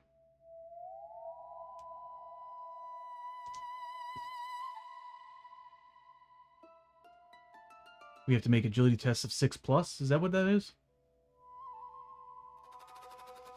Oh God. They have acidic blood? Oh God. Okay. All right. Well, there we go. That's what we're going to be dealing with next adventure. I'll see about streaming Tuesday night and continuing this after I get all my chores and everything done. So, because I do kind of want to finish this up before a Friday or Thursday stream. So, anyway, there we go. And that's it. I just bought a natural hair detail brush today, so I'm hoping it'll help. Nice. You talking about like a? You talking about a thin brush for doing like? Oh, natural hair. So yeah, it should help. I used it when I used to do when I had a spider. I had a giant spider for Massive Darkness, and I used to do the hair markers on them. And using an actual fine hair brush was actually really, really helpful for doing all the detail work on it. Because the problem I'm having with the brushes that I'm using right now is I just don't take care of them. That's all there is to it. Okay, so anyway. All right, everybody, that's going to be the stream. I'm going to go ahead and close it up. My dead brushes just don't have good tips. It's the same here. When I try to do fine lines, I just don't get it. It looks like I'm about to do it, but it just doesn't connect as well as I would like it to. So we're gonna go ahead and call the stream here. Hopefully this all stays and OBS does not crash and we lose everything. I would be very upset about that. But the nice thing is that I can always just kind of recap the stream.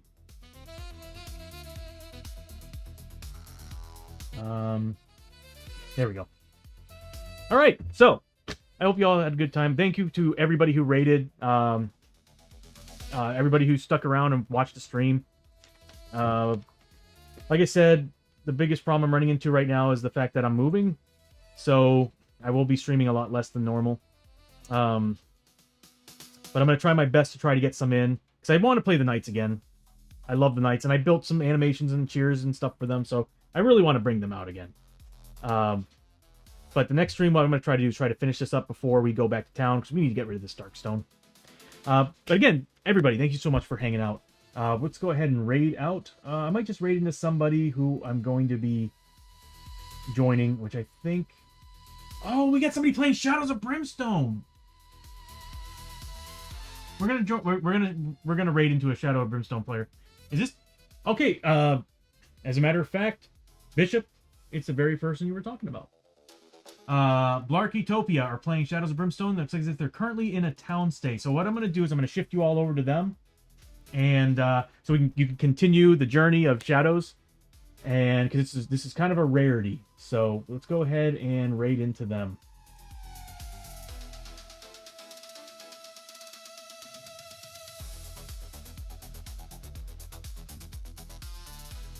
Alrighty. So again, thank you all so much for showing up, hanging out. I'll see you about Tuesday. If I can get Tuesday running, I'll try to post it in Discord. With how busy I am, it's kind of hard to do that. But we'll call it a stream. And I'll see you all later this week for some more Shadows of Brimstone. Take care. I swear to God, I gotta learn how to navigate my own stream. Please work.